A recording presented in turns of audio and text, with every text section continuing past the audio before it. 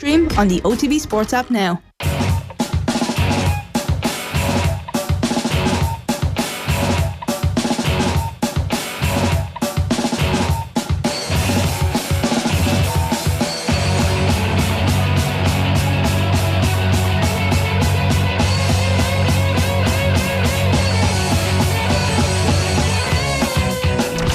OTB AM. With Gillette, put your best face forward with our new and improved razors. You're very welcome to the show. We continue our series today in trying to make life better for you in January, but we also have so much to discuss on OTB AM with Gillette on the football front and on the Novak Djokovic front. If you are energised by vaccines and whether people should be vaccinated and so on and so forth, and exemptions that could potentially be made for top class sports people like Djokovic, or not Djokovic as he may argue, you should be listening in. We're going to go over to Australia to hear what will be a very interesting view from somebody who's actually probably just finished work and is maybe settling in for a beer or two this evening, as opposed to Dan and I, who've just noshed into breakfast this morning. I provided Dan McDonnell, my colleague, with some last minute toast this morning, and then kind of in keeping with our discussion yesterday with Daniel Davey, he told me that he's supposed to be off bread at the moment. Well, I realised that around your own dry January. I realised that through the around halfway through the toast. I mean, it was just one of these token things that you do, Johnny. Like, like it's January, you're going to try and live a bit healthier. Like, what'll I do? Maybe have less bread. Like, you know, it's just something. It's just like one of these arbitrary things that people decide. I'm going to keep doing everything else the same, but if I have less bread, then that might like lead to some kind of notional thing. So what you do is you just go for, like, you know, you go for a wrap or something, you know, like for as your lunchtime meal of choice. If you end up, I've actually just been out and about the last couple of days, so then, like, I assume with these, I listened to a couple of the chats you had on with people the last couple of days. Well, you were glued all week, really. I pretty much was, but you're an early riser nowadays. Yeah, I am, and I was listening, and I assume, like, the idea of, like, having lunch on the run is like one of the worst habits. I don't know if you found that, because you probably spend a lot of time working at home before the pandemic, and I would have as well too, but maybe would still go into games and stuff, you'd be out. And I actually found that a big change at the start of the pandemic, all of a sudden having all your meals at home every day, whereas you'd be so used, like, a couple of times a week to be grabbing something on the run, like all the time, like, you know, and you end up in the deli or whatever, you know, just because you were out, weren't there, you go to the office, and you end up sort of doing that classic sort of spar or sort of half unprepared, I'll just grab something. And I even heard you saying about, like, you know, you eat it at the desk, you know, you sit at the desk and have your lunch. It's very unhealthy. And then all of a sudden, like, I know the pandemic could have gone in different ways for different people. Like, some people ended up way more unhealthy because they just ended up boozing more at home or whatever because they're more sedentary. But I actually probably found initially felt a lot healthier in some ways, just because you were actually not eating that sort of you were cooking all your meals at home, which is a big difference. Yeah. What are your ambitions for the year 2022? Any, apart from the bread thing that you've already broken? Well, like, you know, breaking bread. My ambitions in life, or just in health, or and just in general. Journalism as well. Breaking stories a lot lately. You know, probably at the top of your game at the minute. You've actually put me right in the spot. I haven't really, like, I can't imagine you being a New Year's resolution type of person. Like, you try and do this dry January thing. Can we out you as the lad who wants to go for pints after the show Saturday? You don't have to out me for it all. I am, in fairness, and I heard Daniel Davey sort of agree yesterday that I'm not a big believer in sort of going on a big fast. Unless you desperately need to do it. Everything in moderation. Like, including, you know, moderation. Yeah, moderation. Yeah. You know, and so I wouldn't be a big fan of, like, going on a big abstemious, like, it's like sort of a GA sort of club player or inter-county player. Then goes on the bender and then you go mad at the end of it. And, like, you'd be a big man for this. Like, you do your dry January, and then I think I've done it once, in fairness. Yeah, well, the one time you did do it. You normally send me a photo. You send me a photo, but then you send me a photo the 5th of February of, like, you at a pub at some point, and I get the same photo every day for around 3 weeks. Years. I'm like, what did this actually achieve? Nothing. You know. Yeah. So whereas if you just like moderate things, there's once every 2 weeks. Nothing moderate about our lineup this morning. OTB AM is brought to you live every morning by Gillette. Good morning start with Gillette. put your best face forward with their new and improved razors. Here is what is coming up today on a bumper show. Chris O'Keefe, Aussie journalist, is going to give the local view on Djokovic.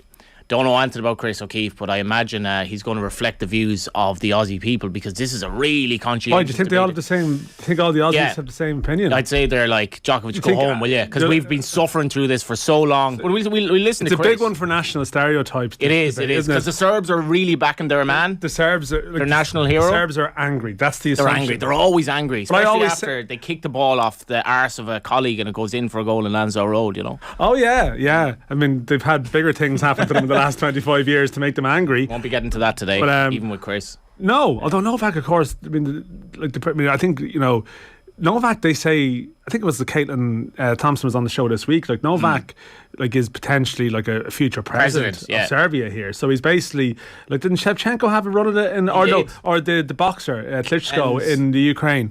Who's the Kaka Kaladze, had a political career, the Georgian player that played for. There is, and there's a couple what of. What has Djokovic done to be a good president? Like, I mean, it's just how would you compute him being a good tennis player with being able to run a country? Like, it just doesn't add up for me. Especially his vaccines views, by the way, because we have such qualified government ministers running every country, everywhere, you know. But listen, in fairness, in Ireland we're not too bad. Like. I know what you're saying. I do know what you're saying on that. I didn't have you down as a pro government man, but the thing about Novak is the worst like government at all. Actually, he is very much like.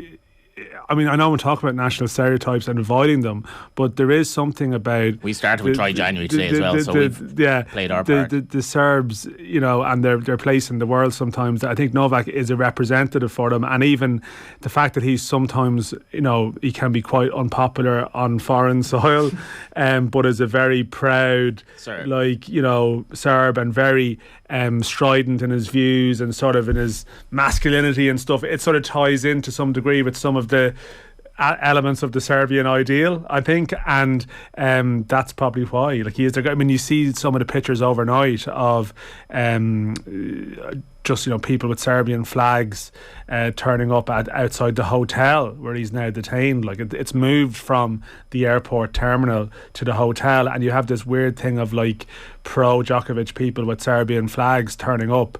You know, in one video posted up by Ben Rothenberg, the tennis journalist, like it appears to be a Serbian fan with a flag wrapped around them, berating someone for wearing a mask at the protest. So it's like some of these people that were like marching up Capitol Hill or whatever. Well, no, Capitol Hill or whatever, Kildare Street during aspects of the some pandemic. of them we know. Like, it's not even that, do we? Yeah. But yeah. I was not going to name him here, but. Yeah. Really? Yeah. Oh, okay. Well, we'll get to that and send the lynch mob to their door in due course. But the point is, like, it's not even, to be fair about Djokovic, that and we'll talk about it with Chris, but it's not even that he's just like. It's not about his stance per se on like, whether he's been vaccinated or not. It's also as well tied in with his broader comments over a long period of time and his conduct over general belligerence. Yeah, well, on about like healing water and sort of some of the jargon and stuff that it's not so much that he's someone who's saying, whether you like it or not, saying I've decided I don't want to do this and that's that. It's more that it's the extent to which he's gone to present himself as something of an anti-science figure, which probably hasn't been entirely helpful. Let's get back to what's on the show today. We're all about going off on kind of tangents on the show this morning. What a bumper show we have. So Chris O'Keefe is going to give us the kind of Australian view on what's happened with Djokovic. Obviously, essentially was in, now he looks like he's out. Dean Kiely on the show. We're absolutely delighted to have Dean. I think he had 11 caps for the Republic of Ireland after having played underage for England, and now obviously a goalkeeping coach at Palace and Ireland. Colin Healy, who will be remembered by many people for essentially replacing Roy Keane in Saipan back in the day, but I would know him now as the Cork City manager. Didn't get to replace Roy Keane. But I don't think we want to be going there today. 20 years though, it's the start of the 20-year anniversary year of Saipan. I have a special little video that Colin will be much happier that I'll show just to introduce him into the show. It's a short clip from Turner's Cross. I think you'll probably know what that is. And what else do we have on the show this morning? We have JD. This is, I can't wait for this. If you're a fan of Football Saturday, I mean, you'll be absolutely buzzing for you, me and JD, if only for a few minutes this morning, because JD's back in the hot seat Saturday. He is back. The last time we saw him was before Christmas. Robbie Cannon is on at 9:10. This continues our, get healthy, in January team. Robbie Cannon is the S&C coach.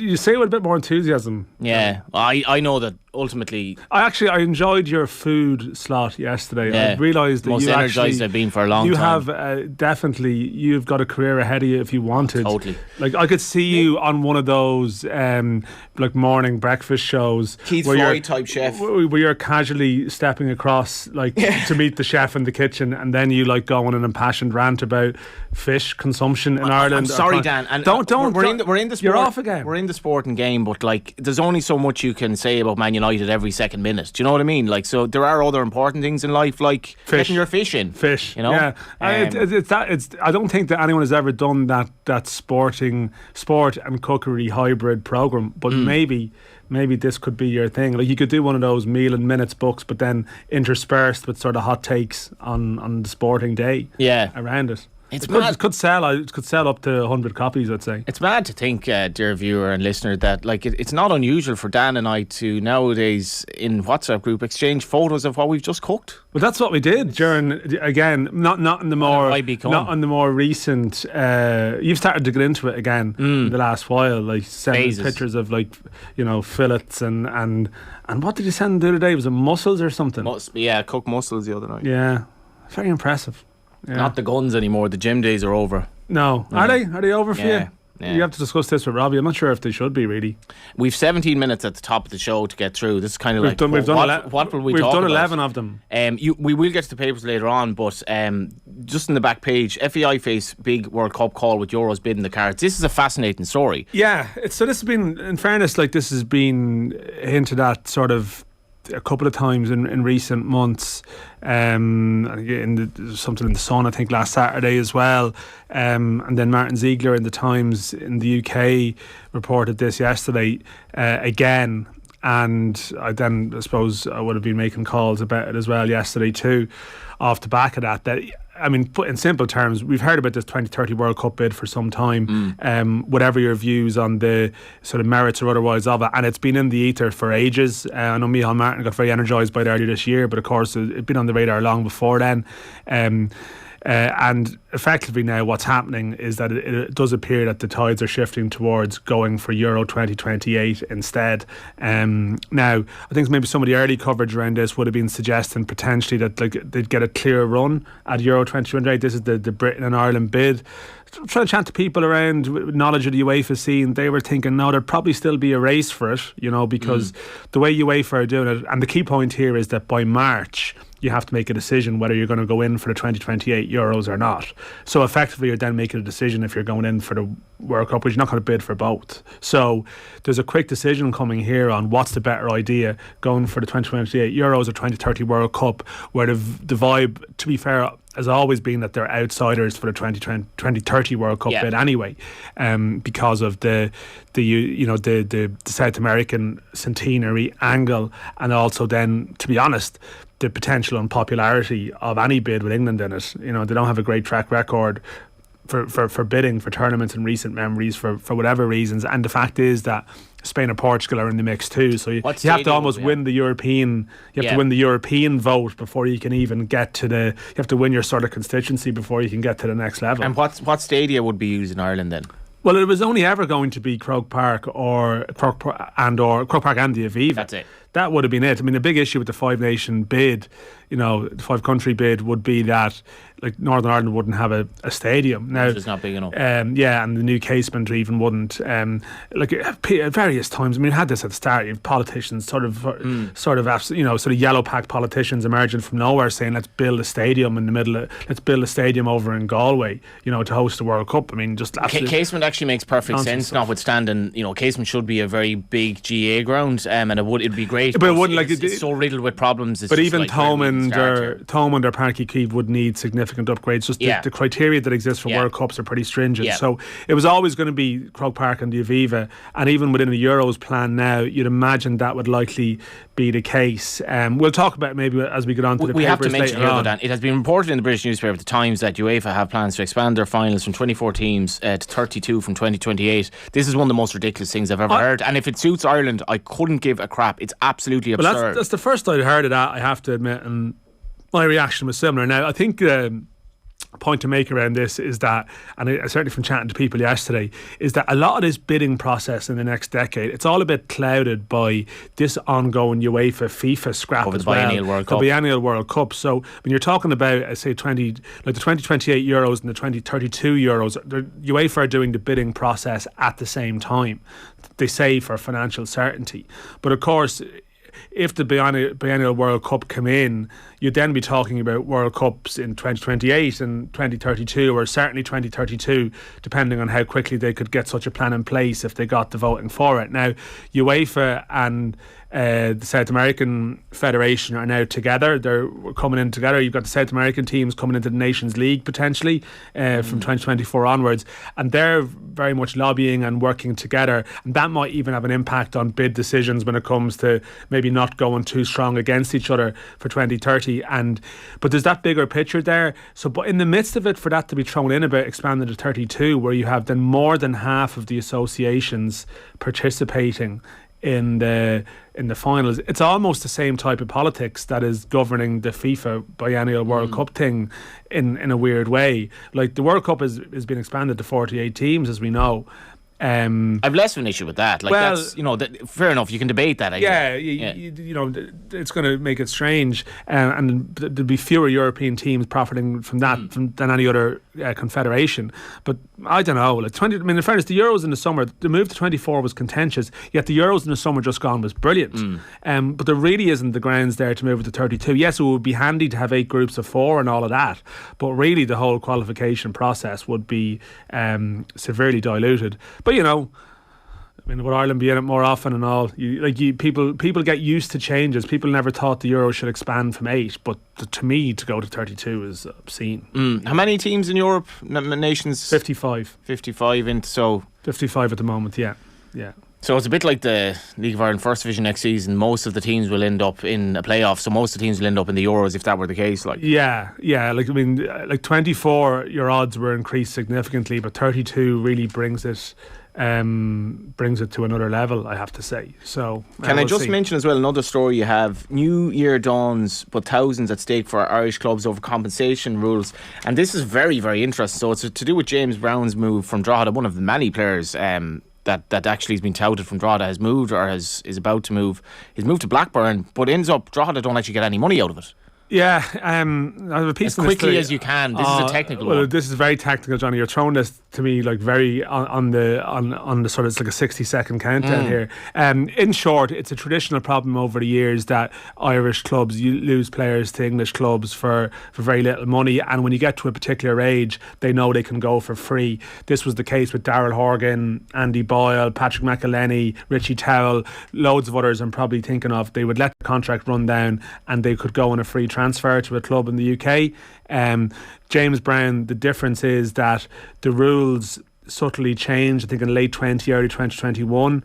The age threshold on it changed, so Drogheda assumed if James Brown went to Blackburn and they would be getting money for it, or went to a club in the UK, they would get money. But it turns out, because he turns 24 in this coming year, they changed the wording from season to calendar year, and that basically means Irish clubs, in short, are potentially losing out on money a year earlier than they thought they might, if you know what I mean. So that's or a year later, shall we say. So anyway, it's a complicated one, but thanks for throwing it to me there in that sort of quick fire manner. The long story short is, like, you've done this feature all week on Irish players going to Scotland. Like, the broader issue of getting compensated for players going away is still one of the biggest issues in football in Ireland, and clubs still can't really they're not fully in a position to be able to look for what they should be getting for players, and that's a product of a historical dysfunction. And as your Irish independent colleague Rory O'Connor said, we need a football industry in this country so that we can pay players like every week, and we're on a more sound financial footing. The news of Johnny Kenny probably going to Celtic as well continues. There's no probably about that. No, there's no probably about that, and like he's a very good player. Now, the slight contrast with him. Did I see lucrative in your headline in the end though? somewhere? Because like a lot of people will say, oh, it's 150 grand. This is terrible. Lucrative wouldn't be my word, I have to say. Okay, and I'm paraphrasing. Yeah, anyway. but no, I think the 150k is the initial. To be fair, what Sligo Rovers have negotiated is add-ons and sell-on clauses that mean, like Gavin Bazunu was 500 up front, but it is turning out to be a minimum 1.5 million sale. Matt Doherty was a very small amount up front, but turned out to be 1.5 because of the sell-on. The sell-on clause is crucial, really. That's where you make your money. Should Sligo Rovers have got more up front for Johnny Kenny? They probably should have, yes, but I'm not sure if the league is in a place at the moment where that can become the baseline. It should be, but I don't think it's that straightforward, like because of some of the quirks of the industry in the country here. But in defence of Sligo as well, like they're in a position where they want him under contract, but Johnny Kiely could obviously just say, well, no, like I'm just going to wait for a move here. So they have to play their cards right as well. And be good to the player, obviously. Well, clubs have their also entitlements through compensation rules, which again, it's hard to get into, but it's becoming a bit of a delicate one now, and it's a real talking point amongst people in football if you speak to it, that the league now is much younger, but what do you do with players as regards contracts? Like, if you didn't have them on long-term contracts, you could technically go to clubs in England or Scotland and say, well, actually under compensation rules we're due, depending on what category of club they go to, you could say, well, we're due actually 180 grand here by the rules, and that's it. Yeah. But in that case, the clubs will say, well, we're not going to pay that, and then they throw it back in the Irish club and say, you're now stopping your player from going. Now, they wouldn't necessarily do that with other countries, but with Ireland, because of the perception of Ireland, it's very much you're getting in the way of the player, you're stopping the player. So what they do is they reach a compromise where they do deals, the player commits himself to the club here, but they put in now a release clause which says, okay, we're not going to have any issues around compensation. Clubs now know if they pay that amount, that's what you get. And like Drogheda have a player going to Crystal Palace, Killian Phillips, his release clause I believe is €50,000, but there will be maybe other things on top of that. But once you have that release clause in, it limits your compensation payment, but it sort of gives a degree of certainty, whereas if you don't have some kind of clause and clubs try and go to battle on compensation and say we're actually due this under FIFA or UEFA, the British clubs will just say, well, we're not going to pay that, and you're then accused of stopping the player from going somewhere. Now, some clubs will pay it, some clubs will have a very good attitude to it, but a lot of them won't, and that's why they end up making like derisory offers, basically a bag of balls and sort of $5 grand or 10 grand for players who actually would be worth like substantially more than that. But a lot of it is to do with respect, and a lot of it is to do with sort of quirks of the industry here. Like even someone like James Brown, people were offended that how maybe he was spoken of, that he's going over to play for an under-23 team. The flip side of that is James Brown, when he was at Drogheda here, was registered as an amateur for the majority of his time. So there's a lot of we need to get our house in order here to fully be able to look for the money that's deserved. And what does that say, by the way, about St Patrick's Athletic manager Tim Clancy? The amount of players he introduced to Drogheda who have just like their stock has risen dramatically in the space of a year or two. But anyway, let's get over to Australia. So Novak Djokovic refused entry to Australia overnight. We'll be crossing over Sydney next to chat to political reporter Chris O'Keefe. But first, the whole story broke in real time in Melbourne. And here's Sunrise Breakfast reporter Nathan Curry with what Djokovic's father made of it all. Novak's father has just given the Serbian media one of the craziest statements I've ever seen, Eddie. I'll read you a bit of this now. He has told media, I have no idea what's going on. They're holding my son captive for 5 hours. If they don't let him go in half an hour, we will gather on the street. This is a fight for everyone. So just another normal day in Victoria here at the moment, Eddie. Where is the father, Nathan? He's not here. He's back home, is he? No, he's not over there. He's back home talking to the media. He's fuming. He's saying his son's being held without a mobile phone, and the whole Djokovic camp is very angry right now. It's an incredible turn of events. Can't believe that when I woke up this morning that this was unfolding. Yeah, Chris O'Keefe, we're going to hold you captive for up to 5 hours, probably a little bit less than that, because I think it's 6:55 in Australia, and you have probably far better things to do than talk to me and Dan. Boys, I'm more than happy to have a chat about this. This is a story that I didn't think 2022 would bring in Australia. I thought I'd just be having to talk about COVID incessantly, but here we go. Well, we Joker certainly tries to get to Australia, and we kick him out. We certainly won't be talking about COVID. But anyway, on the COVID situation, so Djokovic, what's going on here? What's the reaction down there? Australians were outraged. And you've got to understand too that Melbourne, especially the Victorians, they've been the most locked down city anywhere in the world. People have lost their jobs. People have lost their family members. And, you know, as Australians, our country, we're 95% fully vaccinated. The entire population is 95% fully vaccinated. So those lunatic anti-vaxxers, the blokes who don't want to get it done, they're almost shunned to the side. They're such a marginal piece of the community, but they're loud and they're pains in the backside. That's the things that we all see down here. But then we haven't been able to travel overseas. The borders have been shut. There's been cancer patients that haven't been able to get even into state because state borders have been shut. People have lost their jobs because they've refused to be vaccinated. So this is the context in which then Novak Djokovic comes in. A bloke who not many people in Australia like already, might I add. Which helps. He keeps winning the Australian Open. So here's his bloke, public enemy number one, an anti-vaxxer to the extreme, a world-famous anti-vaxxer, and then somehow gets the red carpet rolled out where he thinks he's getting a medical exemption thanks to some, pretty tricky work by Tennis Australia, I might add. It lands at Melbourne Airport and gets asked, hey, mate, so can you show us some documentation, Mr. Djokovic, as to why you think you're medically exempt from having to be fully vaccinated to enter Australia? Because that's the requirements of the country. You've got to be double jabbed to get in. So, Mr. Djokovic, can you show us some medical details, medical records? Oh, no, sorry, I don't have any of that. We'll see you later. Go home. Goodbye. So Chris, right?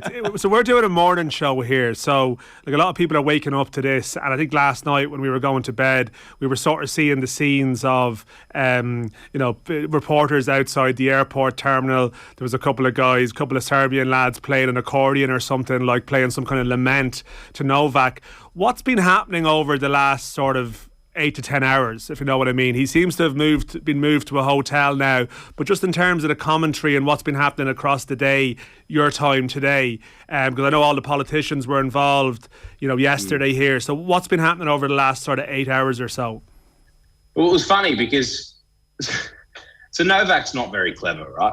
So he's belled the cat by posting on Instagram when he's on the tarmac at Belgrade Airport. Oh, by the way, I'm coming to the Australian Open and I've got a medical exemption. So he's put it on Instagram, and our customs guys in Australia have looked at it and said, oh, hang on a second. And it's sort of set the cat amongst the pigeons, right? So every politician was into it. All the media were outraged. And people on my radio program in Queensland and New South Wales, they were furious, the public, furious. So then when Novak finally arrived in Melbourne late last night, when it was found out this morning, it sort of broke on all the breakfast television programs, our time in the morning, that the visa had been cancelled. Now, you've got to remember something. Our Prime Minister here, he's doing it a bit tough, and he's got an election in a few months. So I think he needed a distraction. But nonetheless, the visa was cancelled, and everyone was, good on you. Kick him out. They're calling him Novak Djokovic. Get rid of him. He's a joker. We don't want him here because he's spitting in the face of all Australians who've done it really hard during the pandemic and try to do the right thing. But the issue now is Djokovic has sort of empowered the anti-vaxxers a bit, hasn't he? The freedom fighters.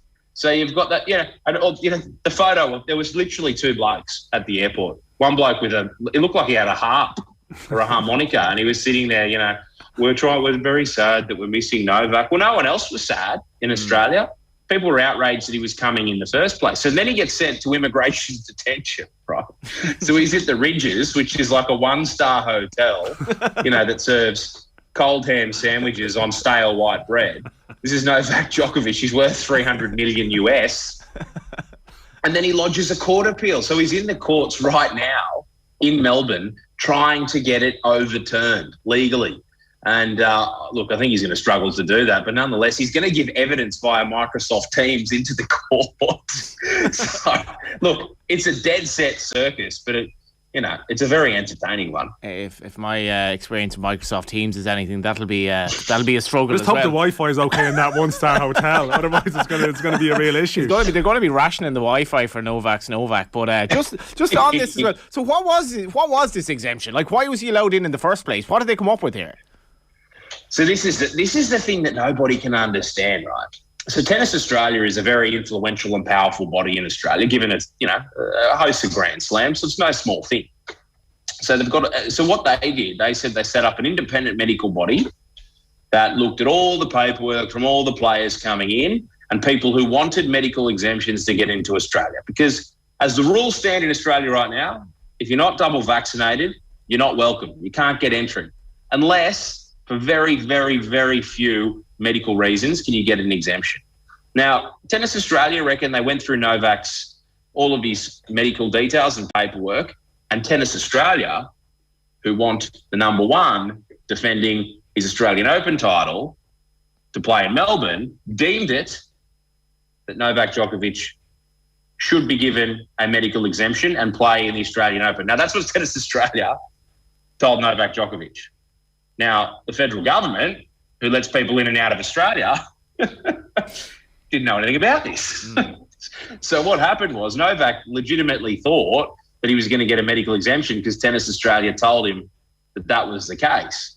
But they're auto-generated visas. Because can you imagine a bureaucrat trying to look through, or a public servant trying to look through every single visa application, checking the medical records of every single, hundreds and thousands of people a day? Wouldn't be possible. No one would ever be able to get in. So they auto-generate the visas. And then Border Force are the ones, our customs are the ones when you arrive in the country, that they can, at their discretion, check the paperwork to make sure that you fit the bill for the visa. And because he put the thing on Instagram, everyone wanted to know if he fit the bill. So Border Force pulled him aside, and guess what? He didn't fit the bill, so his visa was cancelled, and he should be on a plane back to Serbia probably in 12 to 24 hours after his court appeal's done and dusted. Interesting to see if he posts from the tarmac this time. But what about this point, Chris, though, that, and again, I saw this going round from maybe people who might be deemed to be more supportive of Novak's position. Are there other players participating in the Australian Open that are believed to have sort of benefited from similar exemptions, or has that been clarified at all? It was interesting because they reckon there's three. There's three players that Tennis Australia managed to get in. But they didn't post on Instagram, did they? They just came in quietly. That's basically it. It's just because they didn't alert themselves. The problem was because Tennis Australia is in damage control, they've been telling the newspapers, there's three other people that came in on medical exemptions. Well, the customs and the immigration people in Australia have said, we're going to check their records too. So they might be deported as well.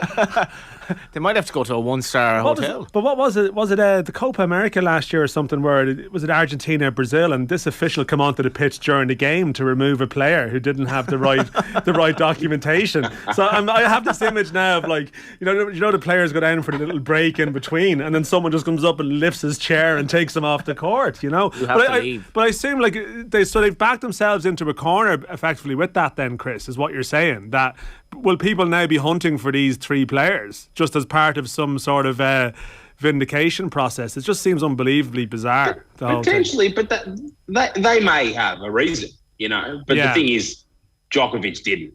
So we all know that he's not vaccinated. So, I think Rafael Nadal put it really simply, didn't he? He just said that he made a decision. Everyone makes decisions, but those decisions have consequences. And Novak Djokovic could easily have been playing in this tournament. He just had to go get vaccinated, hundreds of millions of people around the world. So grow up. Yeah, if you're new to the story, Novak Djokovic's legal bid adjourned till Monday, just a week before the first match in the Australian Open. Djokovic will remain in Australia over the weekend. I've been kind of standing in for other people over the last couple of days, Chris, and a feature of my kind of chats has been the taxi man who brought me in and what he talked about. So today the taxi man was basically saying, I've lost pretty much all my savings over COVID because this business has completely collapsed. And then we were talking about people who refuse to get vaccinated and the pressure this is putting on ICUs and so on and so forth. So it's a very divisive situation over here, and it sounds like it's pretty much exactly the same in Melbourne and Victoria, which has been obviously, you said, under such strident rules in the first place. Well, the whole country's been under strident rules. Like the city in which I live, Sydney, we were in lockdown for the best part of 20 weeks over our winter, your summer. Lots of people died and lots of people lost people, and we're seeing case numbers at the moment that we've never seen in Australia because we successfully kept the thing out. But now we're vaxxed, it's come back in, and Omicron's causing havoc all around the world, right? So people just don't expect. I think this is the nub of it. He could have got vaccinated. He didn't want to get vaccinated. And Australians have got their noses out of joint because there's nothing that we hate more than when celebrities and famous people get the rules bent to look after them. If the rules apply to all of us, that's fine. But if the rules are bent and favours are given to people who are rich, superstar sports people, well, that's not something that we can cop. And given you sent so many of your fellow Irishmen over to Australia in the last 200 years, you probably feel the same over there. Yeah, and David Bosang texts in, the next episode of Border Force Australia on UKTV will be unmissable, Dad. I hope they were rolling. But Chris, that is interesting, Chris. Like in your job and in your work, like, is that the prevailing view of most Australians? What you've reflected there, like, you know, are you getting sort of callers or people supportive of Novak, or are they very much a minority of minority? Like, I know there's probably a Serbian community there. Like, you see people out there with flags and stuff like that. Maybe I know you mentioned the two people at the airport, but there did appear to be some people at the hotel as well today too. Like, is that very much a majority view, the one you reflect there, that there is, that Novak Novak would have been booed if he played, right? Would that have been the view of the court? It would have been worse than booed. I hope there was no tomato stands out the front of Rod Laver Arena. He would have got chucked at. There was fury in the country, and it is the overwhelming view. And I work for a conservative radio station and a television news company, and I think I got one call, and it was from a bloke who thought that COVID was a hoax. He was the only one supporting Novak, and we've been doing this story for 3 days now. So it wasn't Novak's dad. It is the overwhelming view. And those, he's going to punch on in the street. I wouldn't want to punch on with Novak's dad. The Serbians, they can throw. But we saw one of the things I saw that was interesting to me was, I know you probably see the pictures of the people out the front of the hotel in Melbourne. There's probably, 20 or 30 people there, but these are the same guys, and I'm sure you've got them in Ireland. These are the same guys that no matter what you tell them, no matter what the science is, no matter what the medicine is, they just won't take it on board. They're upset. They think the whole thing's a joke. They think the whole thing's a conspiracy. The vaccines are going to give you 5G, radio, whatever it is. You know, like they're crackpots. They're nut jobs. And we've done our best in Australia to largely ignore them.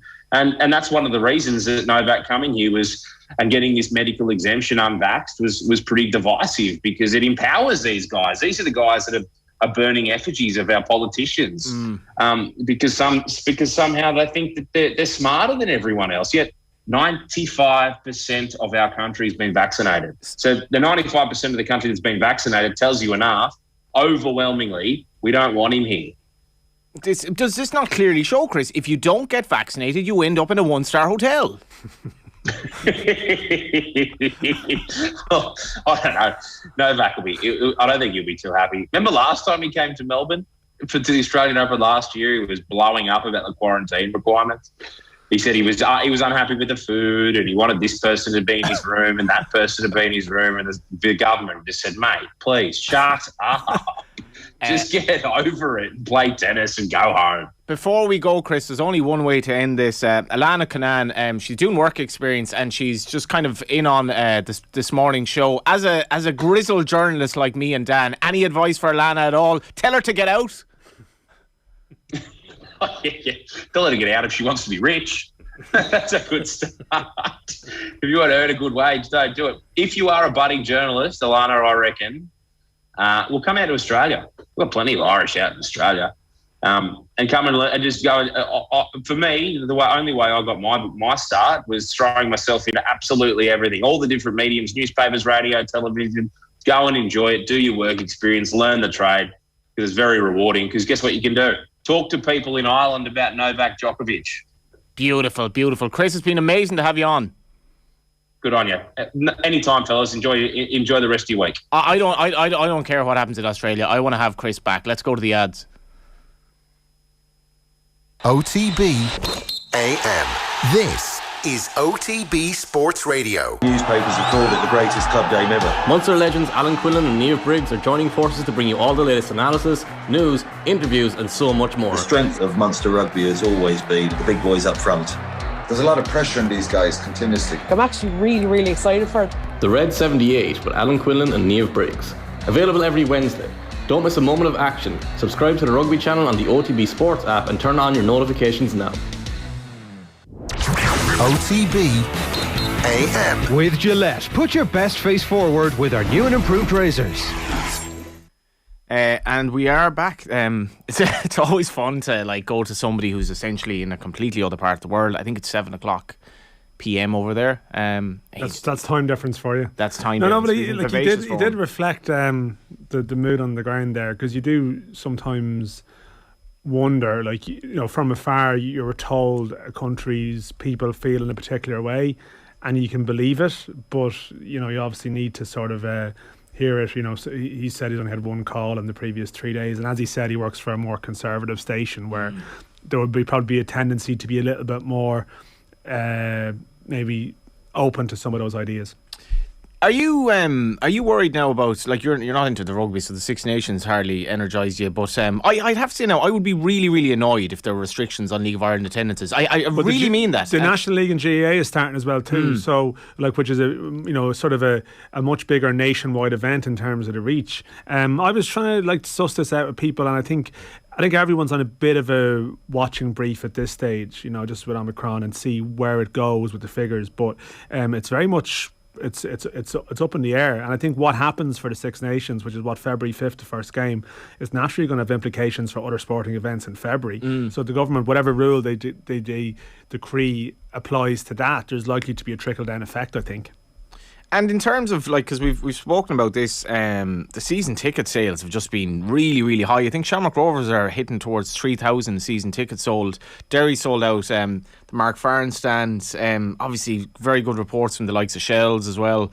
And it's just been I know there's a public health situation. Where is the evidence that sending 5,000 people to League of Ireland games a problem outdoors? But you see, on one hand we're talking about sort of Novak there, and then we're sort of coming back and going, well, actually, at home here, let's just take a sort of a slightly a la carte approach that suits my particular interest. It's not my particular interest. But Johnny, you spoke about this with Nathan yesterday. The fundamentals. I probably agree with you on a lot of what you're saying, but there has to be a consistent policy applied. And it's not, you can't just go, well, where's the evidence that such and such a thing, as you know, it's about congregations, it's about public transport, it's about and as we know, unfortunately, a lot of our grounds here in terms of entry and exit points, they wouldn't be terrific. Now, they did a great job in the last 2 years in terms of how they managed it when they could, but a lot of the time that was with restricted capacities, and full attendance has only come in towards the end of last season, very briefly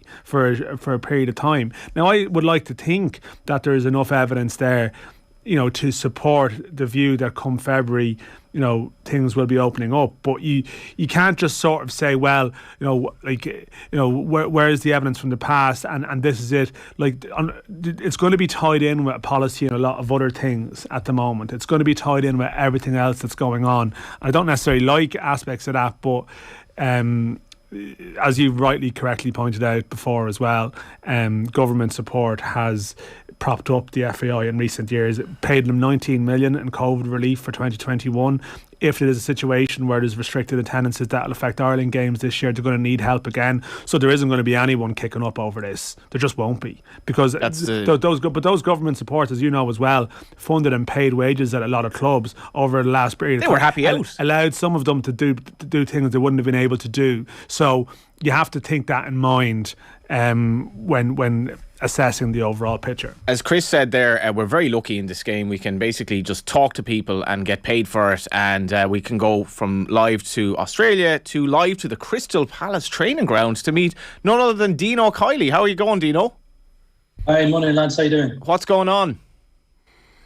Just keep my head down, getting tested every day, and we're in a newly refurbished academy training ground at the moment, which is a little bit bigger than our first team one, but we're good. Listen, it's good. Just cracking on, really. For a man in your early 50s, you're still rocking the old quiff on the hair, I see. So someone said to me, have you had one of them hair transplants? Luckily, it's all my own hair. I said, if it was a transplant, I wouldn't pick grey, would I? I wouldn't pick grey.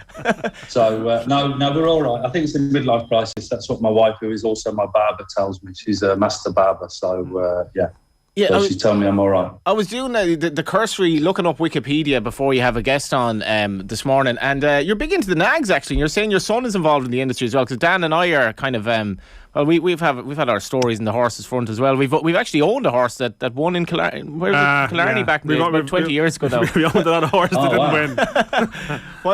What's your background in it, Dean? Just literally, obviously. Used it as a social sort of something away from football. So obviously Premier League football, you're going around shopping and this and you're people, what about this and what about this resort, whatever. And the horse race is just a social event where we'd go and whatever. Really enjoyed it. Sort of had a bet over the years and just sort of a little interest. I owned some horses myself, but they were all really slow and always injured, which I've found out is not the way to do it. So, but that was good for, in terms of just to go and somewhere different away from football. But then since my son's into it, he's got a great eye, in fairness. He buys yearlings, he goes to the sales. We had probably the biggest winner he had Rohan win the Wokingham at Royal Ascot last summer. So in terms of that, he's got some very, very good horses. And I sort of piggyback on the back of that. In the family, we rock up and we had a fantastic day sort of following been good, and it's something away from football, so yeah, it's keeps me off the streets, mate. So yeah, you're doing all the stuff to keep you off the streets. This board in the background, this kind of your tactics board for the session this morning, or no? This isn't my office. This isn't my office. It's an open plan office. It's been described as an insurance sort of office, where everyone works together and you have like breakout zones, all that new stuff and whatever. So I don't want to sit in there and talk to you, so I've just come into an office there now. But no, nothing. And if it was, it's totally blank. So if that's the section we're struggling. It's like you're telling the goalkeepers, you tell me how we're going to play. I have to. I'm fascinated by the goalkeeping coach situation. I was talking to Dan beforehand as well. He was just making the point about the evolution of the goalkeeper. I think your Twitter bio says, I kick footballs at goalkeepers. And that you conjures up that image of the goalkeepers warming up for a game and the goalkeeping coaches just giving drop kicks at them to keep them, entertained or whatever. What is it like to be a goalkeeping coach? Listen, I'll make that's a bit tongue-in-cheek. It's a bit simplistic, obviously. But listen, fundamentally, strip it back. That's what I do. But no, you're right. I mean, I think from my point of view, when I played, it's a team sport. But as a player, you look after yourself. So everything you do is for you. The minute that flipped for me and I became a player coach and then ultimately a coach, is you've got to look after all that, the stable of goalkeepers under your duty care. You've got to look after all of them. The one playing in the first team is happy as, he's getting on doing his thing. The one behind him, he might need something different from you. He might need a bit of support and sort of TLC. And the third one, or the younger ones, or whatever they be, they're coming from a different angle. So you've got to be all encompassing. You've got to think of all their needs. And for me, it's interesting. You just got to provide a framework, and I set the tone, in that respect, to create an environment for them to give up their best, really. So I'm the same as you. It's fascinating for me. There's lots of challenges. There's always somebody, when they're driving in the morning, you just think you're getting a goalkeeper and let's crack on and do some goalkeeping, but you don't know what's going on in their lives. You try and get a relationship with them, and again, just take away all the pressures and strains of what it takes to just come and bring your boots and your gloves and crack on. And thankfully, I suppose, here at Crystal Palace and before Preston and Norwich and West Brom for me, I've been blessed with good goalkeepers and also good people. That's really important about the environment and their relationships with each other, Dean, how different are the tactical aspects of goalkeeping coaching now from, say, the coaching you would have received when you were playing? Like, people talk all the time now about the modern goalkeeper, the ball-playing goalkeeper. We have a couple of our own here in Ireland that you're working with in your capacity there. But on a practical sort of day-to-day level, are you seeing a different type of goalkeeper coming through? And does that also impact on how you have to coach or how you do your work? Yeah, I mean, listen, it's interesting. I look back and obviously in my eras and this and the other, I had goalkeeping coaches and they were great. And I took a lot of stuff that made me feel good as a player that coaches put on for me and used it and adapted it and used it as a base. So I was also blessed that I had goalkeeping coaches. I wasn't in an era where you didn't. So it has evolved. It has, people talk, and it's a source of frustration a little bit for me, is the fact that ball playing, goalkeeper, being able to play out and all these sort of things. When I played, I had all the clubs, so I could play short passes, I could clip into fullbacks, I could play long and try and hit areas and this, that, and the other.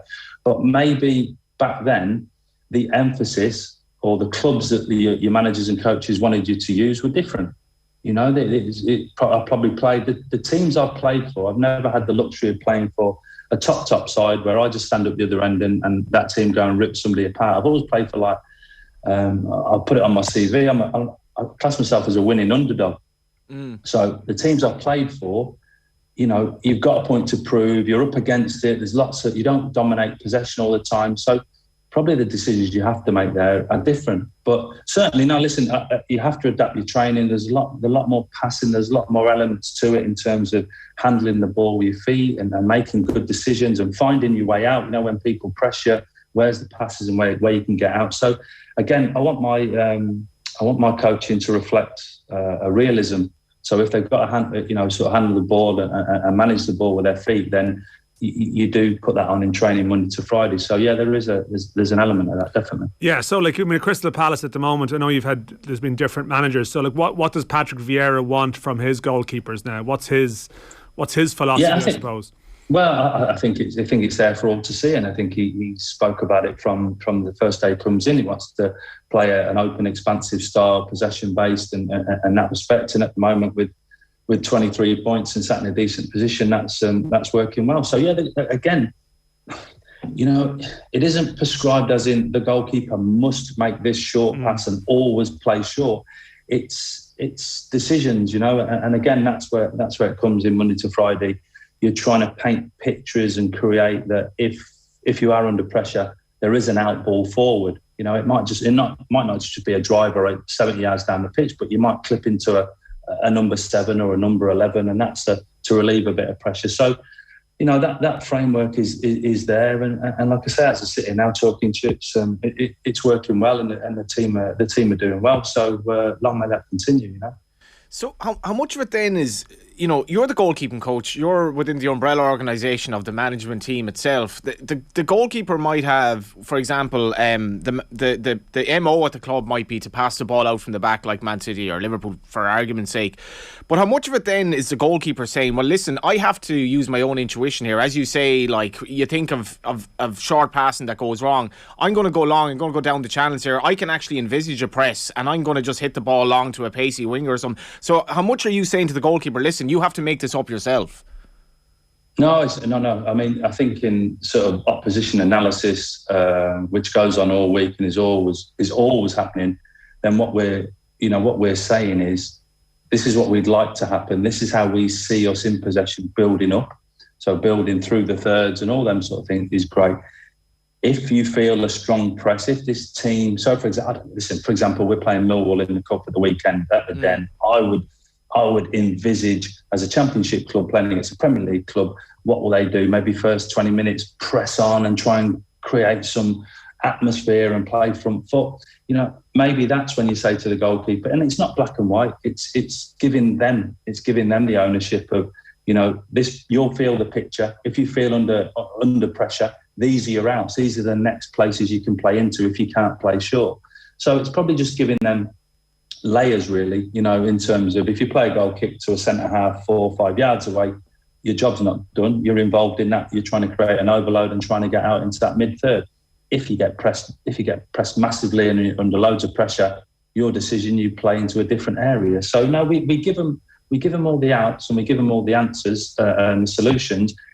But again, listen, I was a player for 24 years. Ultimately, when the ball's at my feet, I'm in total control. So it's down for me, and that's how it should be. That's how it should be. You don't want a robotic player saying, "Oh, the manager or the coach or the goalkeeper coach told me to do this, so I did it," regardless of what it looks like on the pitch. So, and that's why elite players make the right decisions the majority of the time. In terms of, you mentioned as well, the goalkeeper position is it's lonely when you're on the pitch, maybe to an extent, but it's those goalkeepers you mentioned that don't play and Dan and I have often done interviews with, Brian Murphy, who's now at Waterford. He spent much of his career effectively as backup. How do you keep them happy? How do you keep them motivated? And how do you keep them... We've had so many debates over here about Kelleher and Bazunu, and Kelleher, should he get a move because he's not playing as much? How do you keep those guys that are essentially almost like born to runner-up, to borrow a Simpsons phrase, the guys that are always number two? How do you keep them happy? Yeah. Well, you've got to stimulate them. You've got to spend time with them. It can't just be. I know this out of experience for myself, and this. It can't just be focused all on the number one goalkeeper playing. We're a unit. So, for example, is whether this be international or at my club, is the fact that we'll train all week, and I say to the goalkeepers, I don't pick the team. I don't pick the goalkeeper. What I do is I polish you guys up. You're top players with top ability. I polish you guys up, expose you to what's coming at the weekend, and then present you in to the manager and say these three are ready to go. The manager picks who he wants to play. And once that decision is made, the other two are in a support mode. And if you're talking about supporting the goalkeeper, most times I rocked up for Ireland. I got 11 caps, which I'm hugely proud of. But I was in a support role, albeit I was a Premier League goalkeeper, by the way, playing every week in the Premier League. I was then had to adopt a supportive role to Shay. Now, I was happy to do that. Absolutely no problem at all, because once you get over the disappointment of, the manager's not picked me, what's your next job? And your next job, if you're a number 2 or 3, is to support the number 1, whether that be in the warm-up, whether that be in helping them out with analysis for penalties and all those sort of things you sit around and help with. I don't want somebody sitting around feeling sorry for themselves and bringing the atmosphere down and being negative, because what I say to that fella, if they behave like that, is, well, if you're in the team and you're number 1, you wouldn't like the other fella doing that to you. So let's be positive and all that sort of things. And we've got a nice environment here, certainly got a nice environment in Ireland. So that's how it should be. Healthy competition, but we're really respectful of each other, and I think that's what you should be striving to get. Sometimes it doesn't. Yeah, I suppose it helps, Dean. You can speak with authority on that. That, I said, you've lived that experience to some degree yourself. It's not as if, say, with Ireland, you'd been the number 1 the whole time. Like, you had your frustrations, which were documented before. So you actually know what players are going through, and you can say that with absolute authority and credibility that you do genuinely know it. And by the way, it's okay to be frustrated. It's okay to be disappointed that you're not playing in the team. And that sting of disappointment and frustration needs to be individual, away from the group, and then you need to process it and crack on. So the next time you come out your room or you hit the training ground or this, that, that, you're all singing or dancing, helping the team. Because ultimately, a squad of 25 players in the Premier League, or 26 players that meet up internationally, is that we all want to win. We all want to do well. We want to be successful. So you have to take sometimes your individual, them side issues away and go, okay, no problem. And also, listen, it is a cliche, but I think it's played out certainly in Ireland, and you see it sort of weekly in clubs. Is that you're saying to the number 2 and the number 3, you are a loss of form, a injury, and a sending off and suspension away from getting in the team. So if that were to happen, are you ready to go? Are you in the best condition? Are you in the best shape mentally and physically ready to go? And if the answer is yes, well done. If it's no, you need to liven up. We need to crack on. I think it's striking when you reference your own time as a player, Dean, and like you were a Premier League goalkeeper, and yet, you had to serve your time sort of on the fringes of the Ireland squad. It would have been similar, probably, like right backs at the time. Like, there was a depth of Irish right backs, like absolute top drawer. You look at Ireland today, and it's hard to avoid the discussion because it keeps coming up on these shows and everywhere all the time, that people look at the depth of options that is now developing in the goalkeeping. This is all down to Dino here. This is nothing to do with talent. This is just, they've exploded into quality all of a sudden. Just as you arrive, all of a sudden, like they all come together. But I mean, it is exciting. I mean, it's hard to avoid some kind of excitement around it, that you have, like, and I know there's some good goalkeepers behind it too, like James Talbot we see here and various people, but you have players like Gavin Bazunu, Caoimhín Kelleher and Mark Travers top of the championship at the moment. Like, for you, it must be a dream to see that sort of, that talent reserve there. Yeah, I mean, it's excellent. I mean, people say to me, now the generation is gone, go, God, some goalkeeper and I used to watch in the Premier League and, it's tough, and rock up and you 11 caps and whatever behind Shea. But what a fantastic position for Mick McCarthy to be in, to have 2 Premier League goalkeepers to call upon. He had depth and this, that and that. And now you bring it forward now, and it does work round in cycles if you look at it. And, I would be aware before I took up the role with the national team of Gavin Bazunu and Queven Kelleher and Mark Travers and James Tolbert and Kieran O'Hara. They're the people I've had under my while I've been in and around it. So they're top. They're elite players, and this isn't just a little flurry of form and it'll fall away. These are elite players and elite people that will be around the national squad for a decade or so, more than that.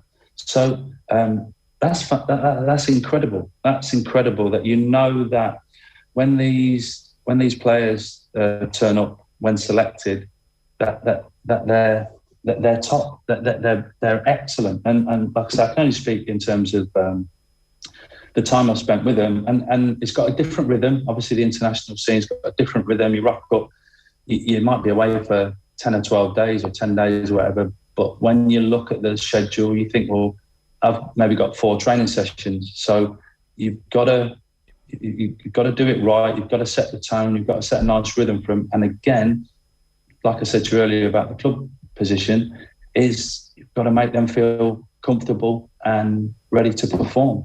So it's not about how many cones and poles I put out on my sessions. Again, like I said to you earlier, I provide the framework, but I need their feedback, what they like, how they want to work, the rhythm of how they want to work, and you've got to look after them all. And like I say, at this moment in time, I'm sat here talking to you now, they're all in amazing form with their football clubs, and when they rock up international.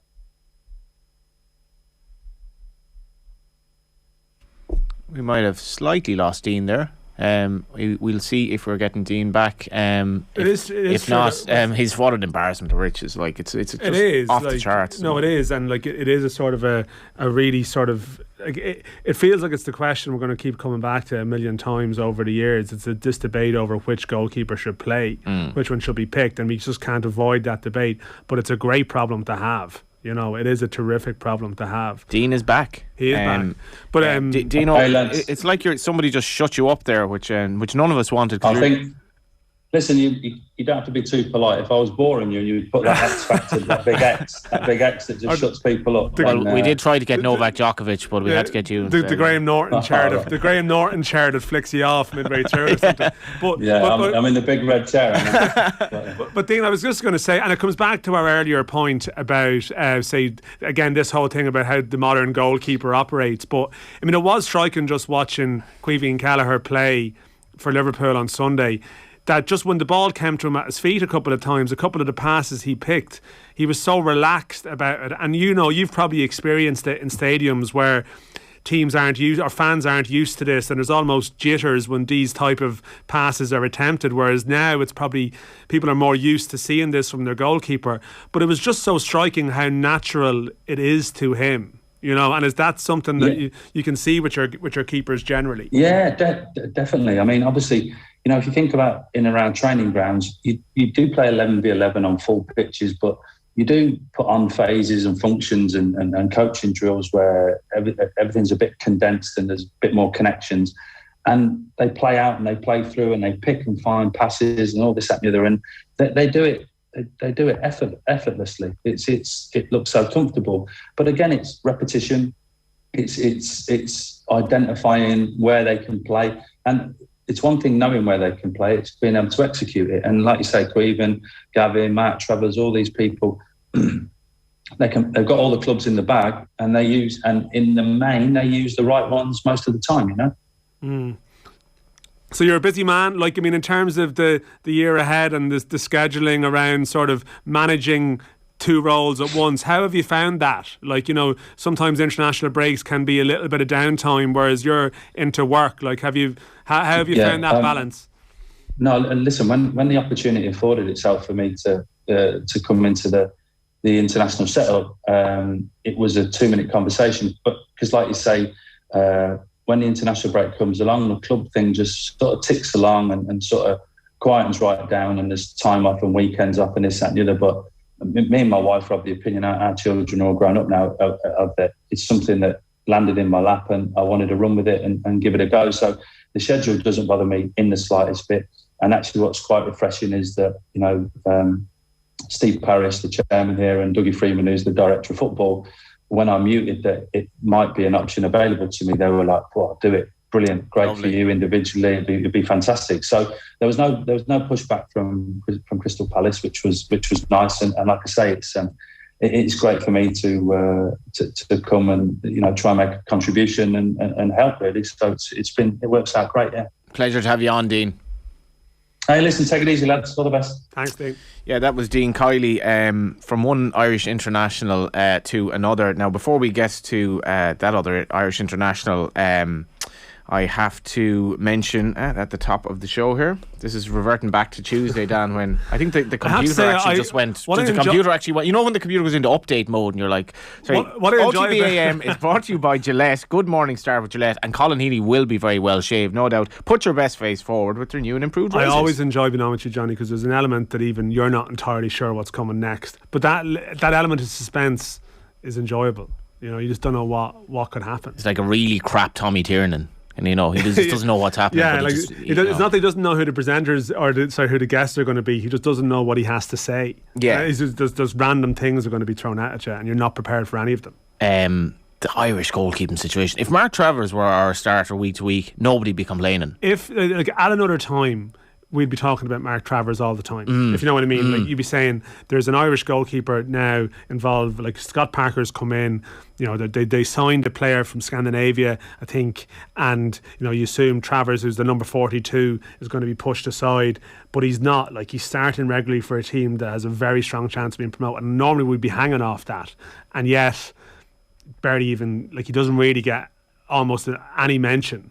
It's always Bazunu Keller, and yet you have a third choice there who's doing better than maybe any of Ireland's strikers at the moment. I want everyone watching the show to watch this very, very closely and ask yourself whilst watching it, and we will talk over it. Would Travers, Bazunu or Keller have been able to save this at Turner's Cross? Dan, look at this. What an angle we have of it as well.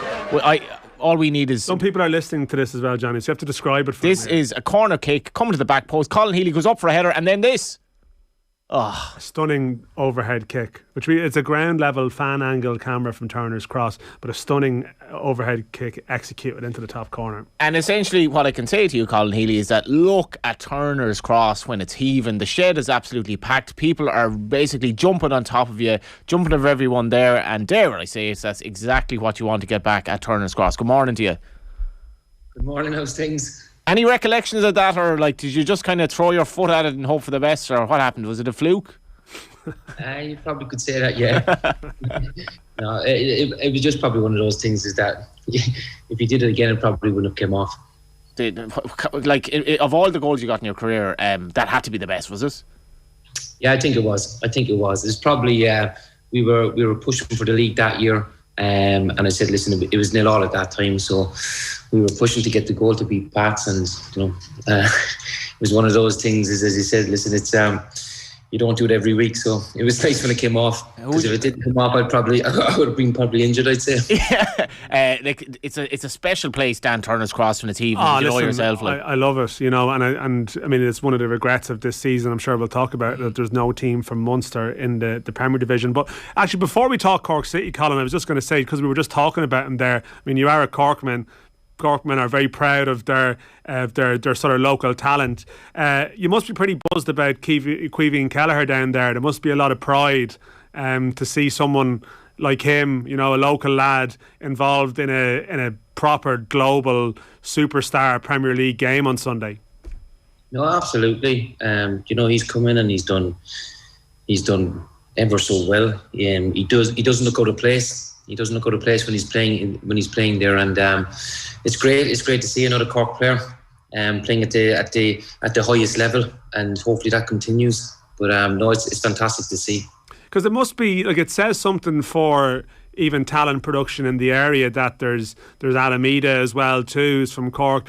I know he's a bit older, John Egan, but there's a good sort of Cork flavour around that senior squad at the moment, which I guess gives everyone a lift. Even in what you're doing, I'm sure it's that pathway that people see to be there even at this younger age group now.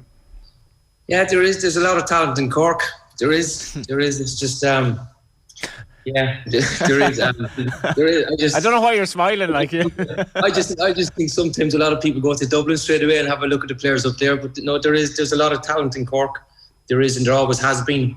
There's some good players, as he mentioned there. So, and there's another good young lads coming through the international setup in the underage as well. So young Heffernan, not too bad. Yeah, there's a lot of talent in Cork, and it's great for the younger boys now to go on and play at the highest level. And it comes back in here into our academy, that we can speak to our academy players and to say, listen, you do the right things, you get rewarded, you can go on and you can play at the highest level. So what you're saying there, Colin, is that you subscribe to that Roy Keane theory of years ago that the coaches just always looked at Dublin first. You're on board with that message, right? That's what you're saying. Absolutely. They're probably looking and saying, "Oh, listen, Cork's probably another 2 or 3 hours down the road. There, we're not going down there." Well, to be fair, people in Galway have very similar complaints at underage level, where it's like, as long as these lads around Dublin, that's grand. But there actually are players in the periphery of the country that can do well as well. Oh, there is, yeah, and I've nothing against Dublin, though, lads, just to let you know. Healy and that shocking anti-Dublin rant. It's grand, you don't have any games there next year anyway. Yeah, we started this one, yeah. Come here, the first division though. So like, I'm a long-suffering Galway United fan, so we know what it's like in the first division. I was down Turner's Cross last season. Watford are back. Obviously, the 9 teams isn't ideal, but I've been making the point the first division has an awful lot going for it in 2022 in terms of the narratives and that. There isn't, even last year it was difficult. There were some good teams in the division last year, and it was difficult. This year, again, there's a lot of Munster teams in the division, so there's a lot of derbies. But it'll be a tough division to get out of next year. Obviously, with the likes of Galway, obviously Waterford coming down, so it'll be a difficult season. As a young manager, Colin, like what was the challenge of 2021 like? Because it was such a strange time. Like, you're behind closed doors for a good chunk of it. Maybe it was a bit more of a transitional season than people might have liked.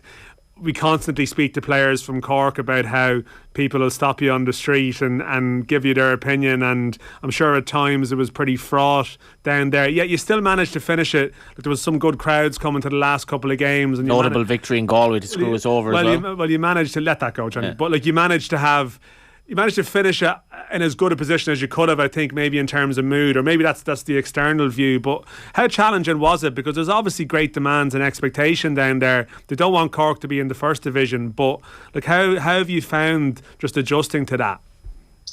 It was difficult. I knew what I was getting into. We had a poor start. We had a very poor start, and probably caught us towards the end. It was difficult, playing down in Turner's Cross, as you said, when the fans are there to get behind the team. It's a special place to play your football. We didn't have that for probably a good 4 or 5 months. And I think when we did get it back, the younger lads thrived on that, and it created confidence within the team, and the players got better. And they loved playing in front of the fans. And as it went on in the second half of the season, I thought we were getting stronger and stronger, and the younger players, you could see it, they were growing into themselves. But the bad start, it caught us. It caught us, and listen, it's just the way it was. But what I would say is that, we started off, weren't great, but we got better and we got better. As I said, from this year, we've added some quality players into the team. Looks like we're a lot stronger than last year. So hopefully that we'll have a good season this year. Like, even when it comes to recruitment, because and we joke about the Dublin thing there or whatever, like, you have brought in a couple of players, like you've sort of, Aaron Bolger and James Duna, and a couple of players from the Dublin scene. But then at the same time, I think there was maybe a game last season, like there was, I don't know, a large number of your squad had come through the academy there at Cork. Like, it was double figures in your match day squad. And like, given your background, even coming through the underage, is it sort of there's a dual focus there. Like, you want the best squad on the pitch, but you want to keep that sort of pathway there too. So was that part of the balancing act with the job? I suppose it was just probably where we were at the last year. We had to go with the younger players, and obviously I worked with the younger players for the last 2 or 3 years within the academy. But the only thing about it is when you put a lot of younger players in together, you're probably missing that experience, those players on the pitch to listen, when to manage the game in difficult situations. But they've come in, they've grown, they've become good players. So they can hold their heads up high that they went on and they had a good season last year. But the challenge now for this year is, can they go one better? Can they go and be better than what they were last year? Because it's hard when you got a lot of younger players in together, first time playing in front of crowds, when you're not winning, the disappointments, you can see confidence is down. Is how do you get them out of that? And so there was a lot of learning last year for the players and for myself as well. Yeah, do you ever doubt yourself as a young manager when you're having a ropey enough start to the season? Do you have to have, I presume, that self-belief that this will work out, I'm doing the right thing, just give it time here? Or if self-doubt creeps in, is that a bad thing? No, it's not. It's not. Like, I mean, I've been around the game a long time. That doesn't mean everything. I always looked at the coaching side of things when I was actually playing, of different coaches and what they were doing and what sessions they were doing. I was always interested in that as well.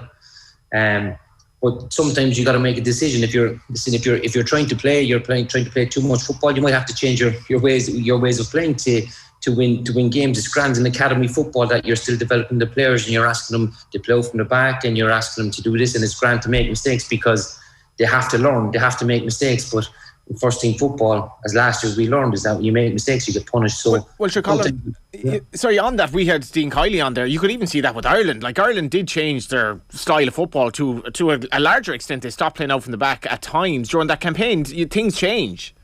So I think for me is that sometimes you might have to do it. I mean, if it's not working, you might have to change it, and then if the players get a few results and confidence comes back, then you can slowly bring that back into your style of play. But it's I know some managers can be stubborn and they can say, listen, no, this is the way we're playing and I'm not changing it. But if you're not getting the results, and this is just from my point of view, you might have to change the system. You might have to change something to get those results. When you mentioned the coaches, what coaches had an effect on you? Because you had such a good career as well, and the ones that maybe still stick in your mind on certain mornings.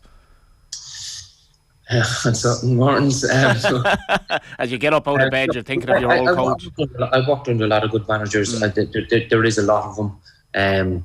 It's just everybody was different. I just, over in England, how professional they were and the way they put on their sessions and how everything was recorded, your strength and conditioning coaches, your sports science. But listen, obviously coming back over here, we don't have as much as they have over there. So we sometimes gotta adapt to the staff that we have, and might be double job in around the place. But that's just the way we are, and that's what we do. But I'd like to think that we give all the players here in Cork City the best opportunity to go on and have, not even for Cork City, to go on and have the best career that they can have. There's a lot of players here that played with Cork City and went on to be international players. Yeah, and I think, Colin, like you mentioned, that the demands of the job are slightly different here, as you mentioned, because you have to double job and do a lot more. And I know it's at the Premier Division level, but a big interest this year is going to be Damien Duff, a former international teammate of yours, going into senior management. Like, what do you make of him going into it, stepping into it? Like, are you as interested as everyone else to sort of see how he gets on? I think it's great for Duffer to go in. He's a fantastic coach. He's a great fella. I think it'll be good. Listen, we're playing him on the 11th of February, so we'll see him then. But no, it's great. International player, probably one of the best players that I played with. He was brilliant. And it's great to see him in the league, and great to see him coaching. And the lads up in Shells will probably look at him and listen, feed off the experience that he has, and they'll learn from him. And hopefully they go on to be better players. Because it is one of the points that I think Johnny makes here a lot, is at the moment there's no Republic of Ireland born manager managing in, say, in the 4 leagues in England. Yet you do see, like, John O'Shea has been an assistant, and Stephen Reid, and there's a variety of others in various roles. And I think even a couple of years back, the FAI brought a number of ex-players in, I think including yourself, to work with the underage teams at various levels. Like, would you be hopeful in the sort of the decade ahead that we're going to see a lot of your generation come to the fore, if you know what I mean, in terms of sort of major coaching roles? Because it did seem it's gone quiet, it went quiet there for a while, but it does seem a lot of your generation are quite motivated to push on with it. I mean, if for me is that, like, I went in and I learnt my trade. Like, I went in with the academy for 2 or 3 years. I went in and worked with Tom Moan in the Irish under-19s for probably over 2 years, and I was doing my learning with them. I was learning off Tom and the way he was dealing with the international players, and I could bring that back into the academy in Cork. Sometimes in the academies you can make mistakes, but people don't see it. And then, when you come into first team football, you probably look back and, I can't do that because that doesn't work. And it's just dealing with players. You look at a lot of players, John O'Shea, as you said, Stephen Reid, Andy Reid, obviously, he's in Nottingham Forest, and all these lads are going in at 23s, and obviously a system, I suppose others say they're learning their trade. I mean, they could be there for 5 or 6 years, whatever in their role they have, and who's to say they don't go on and be first team managers. But I don't know, sometimes it's that just because you played football, jumping straight in, sometimes it doesn't work. Sometimes it doesn't work. And if you are new to the First Division next season, you'll have Colin Healy taking on John Caulfield, the old Cork City manager, Galway United. Then you have Waterford back in the First Division, a local Munster derby. So we are doing our bit for Rural Ireland. Finally, Colin, I have to ask you, your fellow Cork man, Roy Keane's become a bit of an Instagram hero of late. Is that the route you're going to go down now for 2022 to promote Cork City? I'm not on social media, so no, I won't be doing that. That does not surprise me at all, actually. That does not surprise me. No, not surprising to me. Yeah, and he's absolutely right. Colin, it's been brilliant having you on. No worries, lads, no worries. That was Colin Healy. And as I mentioned, there's a lot going on in the First Division this season. Galway United, Cork City, Waterford will be the 3 teams, I guess, expected to do well. And one of the teams that did well last season was Drogheda United. And this is something that we mentioned as we go through the papers here. Dan's story, New Year dawns. This is in the Irish Independent. New Year dawns, but thousands at stake for Irish clubs over compensation rules. And also, Dan, we got to mention, this is a talking point from Jason Bird. COVID cannot hold football to ransom forevermore. Unvaccinated players should get jabbed or face tough consequences of not playing. It doesn't seem to have been a major kind of talking point in Ireland in terms of players not being vaccinated and all that. In general, it was. I mean, with the Callum Robinson case. Sorry, in the league here. Oh, and here, but I know, Stephen Bradley spoke at one point about how his squad had been heavily vaccinated, but we didn't have the regular testing. And I think that's been the case. Like, rugby have had that here, but again, they have a smaller number of players, a smaller concentration of players to deal with, and it's probably easier for them to bubble a bit. Although I think I read sort of pieces earlier this week that not all of the Irish senior rugby team are vaccinated either. So, you saw it last night in general news. I think in Italy, I think they're looking to sort of make vaccinations generally mandatory for people over the age of 50. And I think a couple of months back around the Callum Robinson thing, people probably thought it wouldn't be palatable that you get to the stage where vaccination was mandatory, say, to play.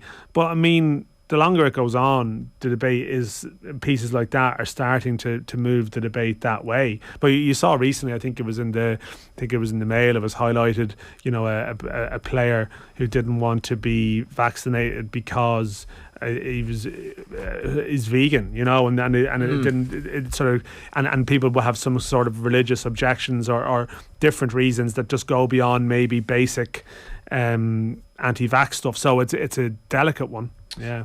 Should have also mentioned on the back of the endo, this is the Kerry Limerick game. Rocky O'Cumber leads the way for Jack's lads. Another former AFL player who, I think he was briefly in the AFL, but Stephen O'Cumber is going to be a big name, I think, in Kerry. The footage was everywhere of that last night. I think they were saying even the technical coaching of how to field is very different in the AFL, and that's given him a massive advantage. He looks a hell of an athlete. Now, the Irish Examiner, Colin Healy will be getting lots of scrutiny in the Irish Examiner next season, and And this is the beauty when you're the Cork City manager. Like the local press is all over it. And Irish Examiner, a national paper, of course. It is obviously with the particular tint. focus on Cork, which is a historical thing.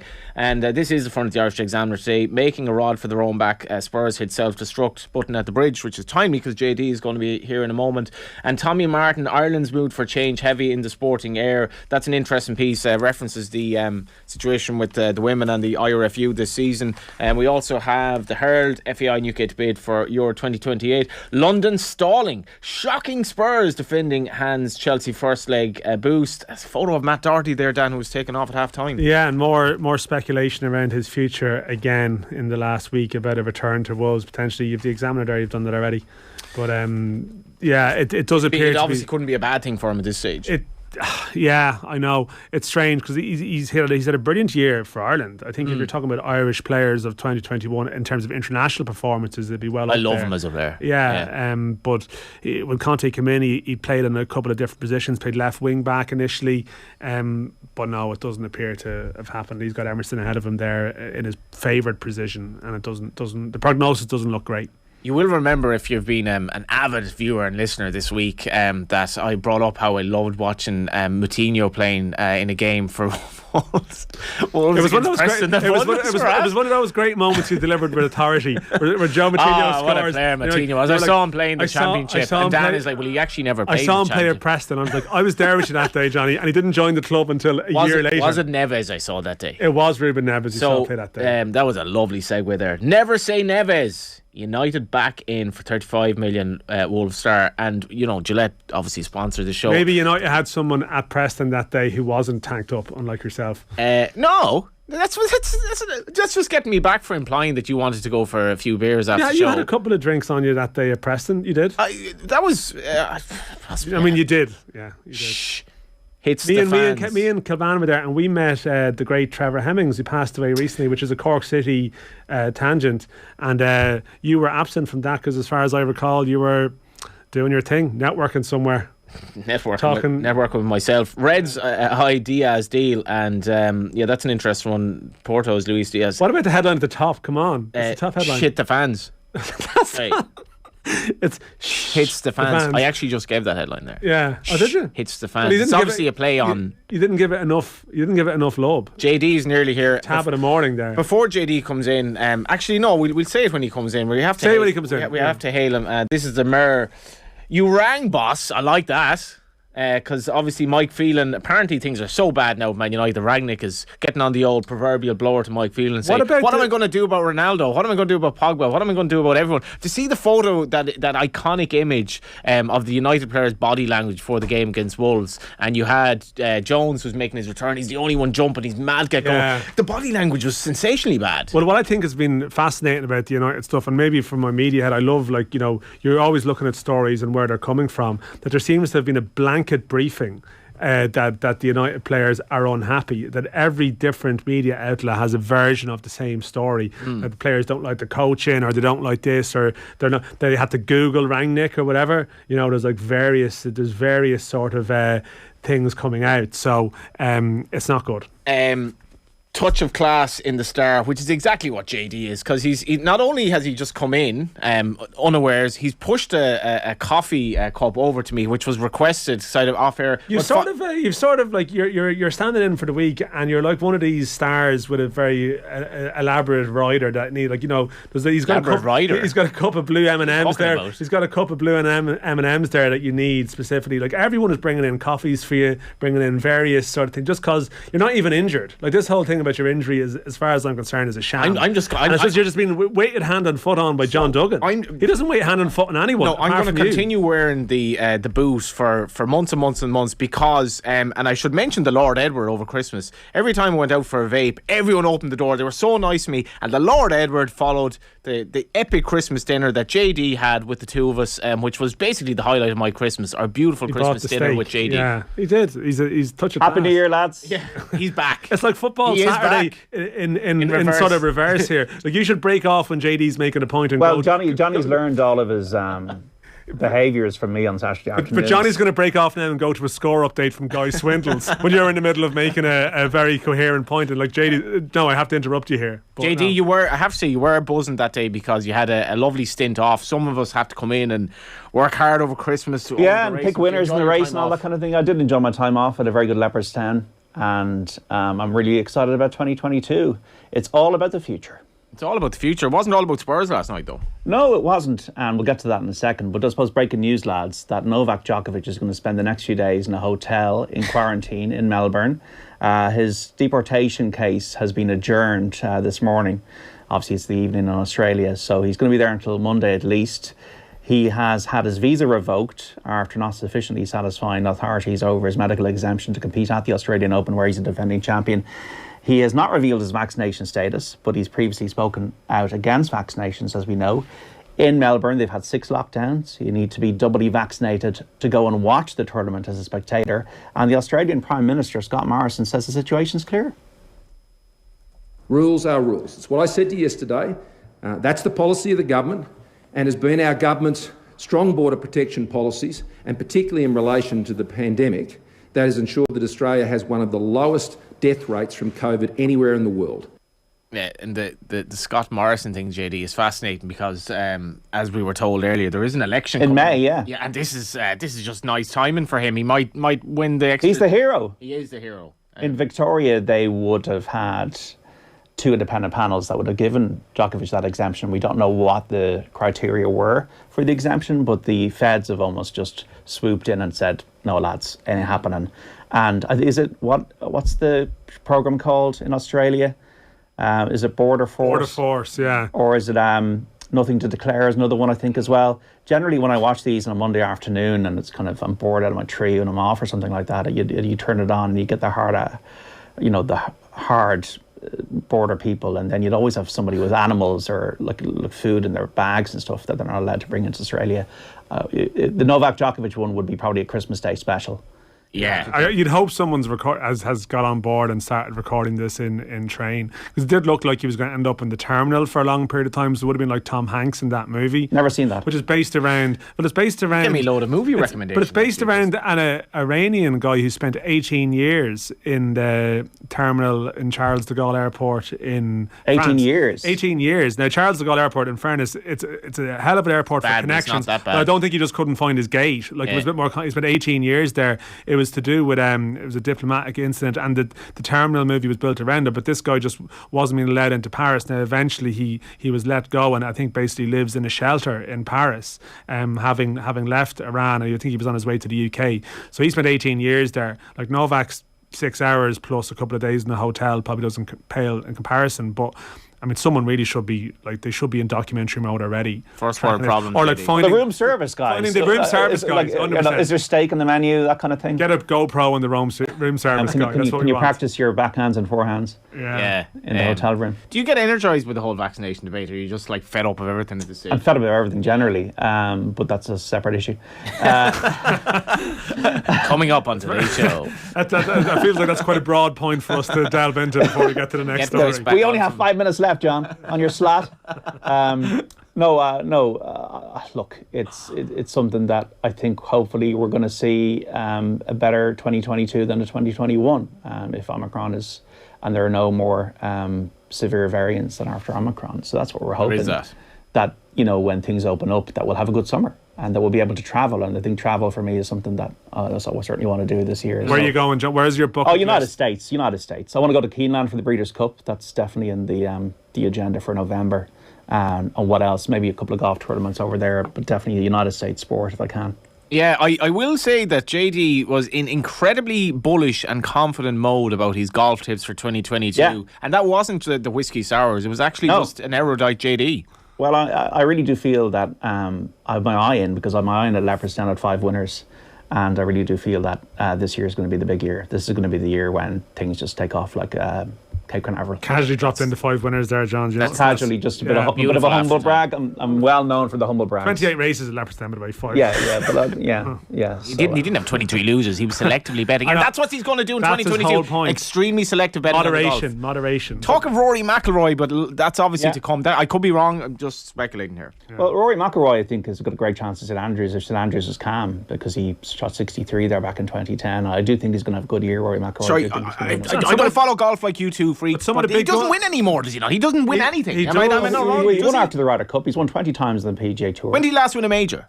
2014. That's the issue. 2014. It's 8 years ago. He's supposed to be the best thing ever. He hasn't won a major in 8 years. I've never seen his exercise. Unbelievable. But there's only McIlroy to win. There's only 4 of them. Something in that coffee, is there? Like it's well, you gave it to me.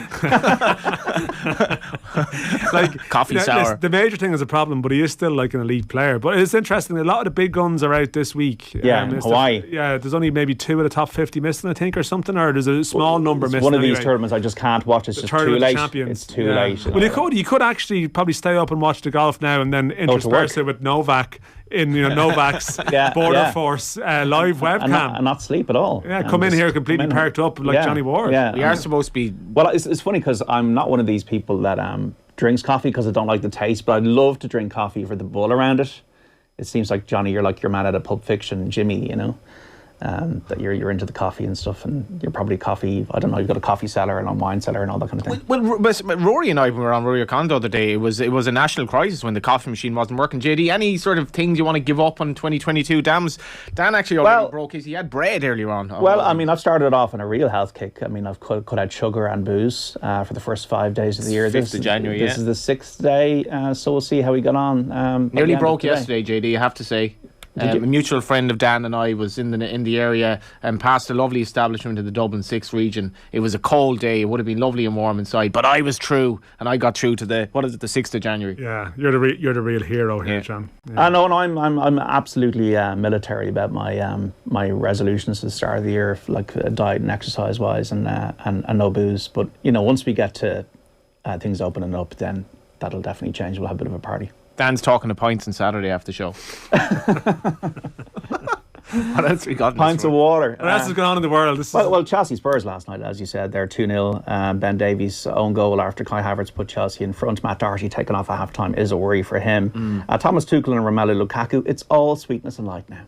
I was pretty sure that he is not affected by it. I saw him see him on a daily basis, and even in the last days and yesterday and today, he seemed to be relaxed. He seemed to be fine with the situation and also mentally moved on.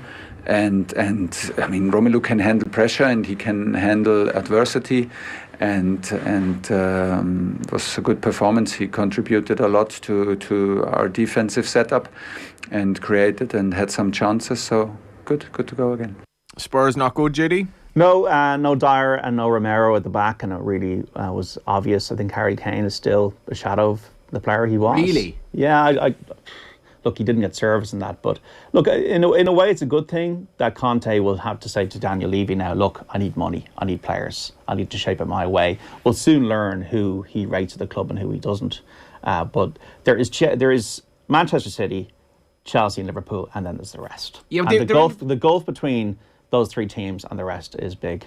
Well, but I would say when Spurs played Liverpool, Spurs exposed Liverpool and were well worthy of the draw. They were, but I do think fans still matter, and Tottenham have always struggled at Stamford Bridge. Like for 30 years, I think they might have won once there, and it's always been a struggle. And from the get-go, Spurs weren't at it at all. Like it's almost they were intimidated. But they're in a good position. In 18 points, 33. They're in a very good position to finish fourth at the moment. They are, but that's almost by default because United are a mess, as we know, and West Ham don't have the squad. Arsenal have improved in recent weeks, but can you trust them? And very, very briefly, Dan, it's great to see safe standing in Stamford Bridge for the game the other day as well. Yeah, no, I mean it's sort of historic in a way that it's returning to the sort of the Premier League grounds, to sort of some of the Premier League grounds now. It is, yeah. I mean, God, you're talking about sort of fan stuff now, and it's so intertwined with the debate about COVID, and you have to remove it from that and think that going forward over the longer term, I think it has to be a good thing. I mean, I think, this is the classic sort of press box view. Like, when I go to games, I'm generally in the press box, so I can't necessarily talk about what it's like to be, in the stadiums, but in a lot of them as well. I mean, you'd have people standing for a good part of the game anyway, but that's not always convenient for maybe people who are, who aren't as mobile in some ways, and they're annoying them. Like, so there's a balance to be found, and you would hope that safe standing is a positive innovation. And I mean, I think it can be very safe. Totally, it can be made very safe, as the name would suggest.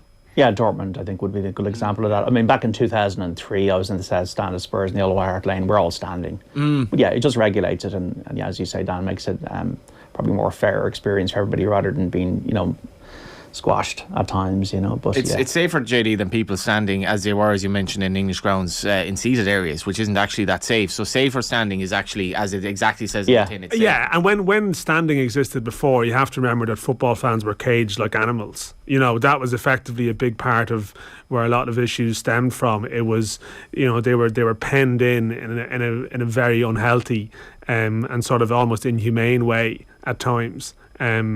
And then get portrayed as the bad guys when there was some episodes. Whereas if you actually make it a safe standing environment, it's very different. We've one last news story, if you have one, JD. David and Paudie Clifford, both on the goal score sheet, as it were, for Kerry last night. 223 to 6 points over Limerick in the McGrath Cup.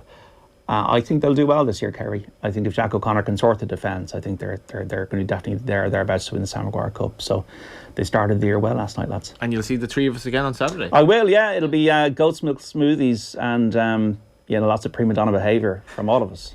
Or Johnny or JD will just come in after having a few beers and a load of chocolate. Be like dry January's over, yeah. No, that's not going to happen. I'm looking forward to it already. OTB AM. Great to have you on, JD. All right, lads.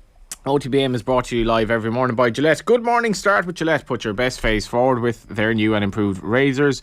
This is what's coming up on OTB Sports Radio across the day. At 1pm, OTB Gold, Jerry Eisenberg on Ali. Leaders questions at 3pm. Retro panel, how we coach kids at 4pm. OTB Gold with Declan Murphy of Centaur, 6pm. And obviously at 7pm, OTB Tonight is live. Up next on OTB AM, Robbie Cannon is joining us. The self-help guide from OTB AM. You'd never thought it would happen. He's the third part of our Off the Couch series as we focus on S&C. OTB AM on OTB Sports Radio, Ireland's first and only sports radio station. OTB Sports in your pocket. Listen to OTB Sports Radio 24/7. Until that habit is broken, do you not realise how crazy those things were? Watch your favourite OTB videos. The benefit of being suspended, me and Scalzi were out every night, probably night before the game. Read all the latest sports news and opinions, all in one place, the OTB Sports app. Listen, watch, read. Wherever you are, we're always with you. The OTB Sports app, available to download now from your app store. With prices from only €289 for fully comprehensive car insurance, everyone's making the jump to getsetgo.ie. New business policies only. Prices subject to minimum premiums. T's and C's apply. MCL Insurance Services Limited Trading is getsetgo.ie is regulated by the Central Bank of Ireland. OTB AM. With Gillette, put your best face forward with our new and improved razors. Yeah, we're delighted to welcome Robbie Cannon on to the show this morning. He's worked with Tipperary Hurlers, Laois footballers over the last few years and is Shane Lowry's S&C coach. Robbie, I'm not going to lie to you. I'm going to judge the performance that you give us this morning, or the value of it, by how much the producer, Tommy Rooney, is frantically writing on the Google Doc, because yesterday when Daniel Davey was on chatting about food, he was taking down notes as if he was back in school. So his first point here is avoiding all the fads and cutting through the bullshit. So that's Tommy's line, and he wants to know, how can he become a stronger man in 2022? First things first is I would advise trying to get some qualified help. So maybe try and get yourself a qualified strength and conditioning coach. If you're going to go a bit more sport specific, you might get yourself a qualified coach in that sport. And what that does is it just gives you a bit of accountability, allows you to set some goals. You'll obviously work on the technique of the movements of what you're going to do, either it's in the gym or the sport. And it just gets you to set some targets for the year ahead, the months ahead. I think that's interesting, Robbie, because like I would have gone to the gym a couple of times this week, and because I've had like knee injuries in the past, I know programs to do for like that area, you know, and for the legs and stuff like that. Be pretty confident on that.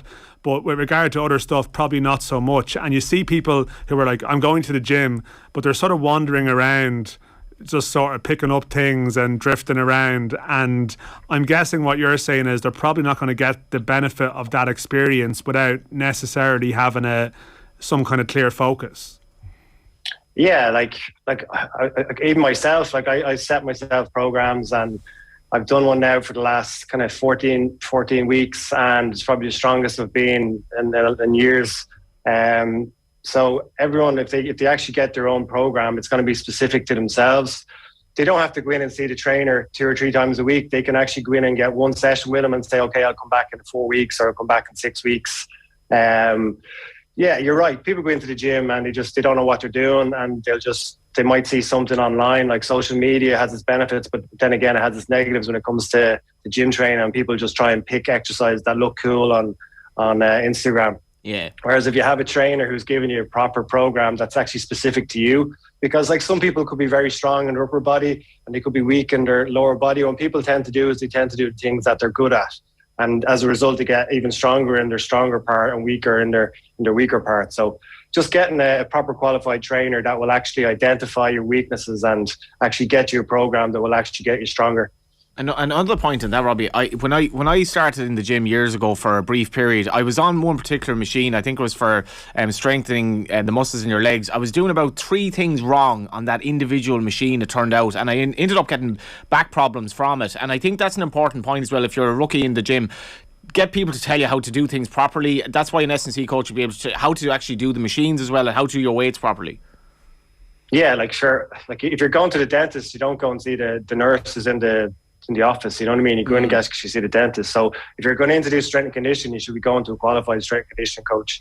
And especially like if you're messing up on a machine, like machines are actually the easiest thing you can do. So you must have been doing something really bad to hurt your back. Robbie's not too sympathetic to you. Sorry, Robbie, what's your number there? were you sort of facing the wrong way? Like, I'm trying to figure out what you were doing. Yeah, too much weight on, too many reps, just for example. Okay. And my body, I was developing. And that's like, I mean, there's nothing worse than if you think you're doing well and, it's no pain, no gain in the gym, but you're actually causing problems. But on the flip side, Robbie, it can do massive help to your self-esteem, and you will see in the gym that in a fairly short space of time you will notice the difference.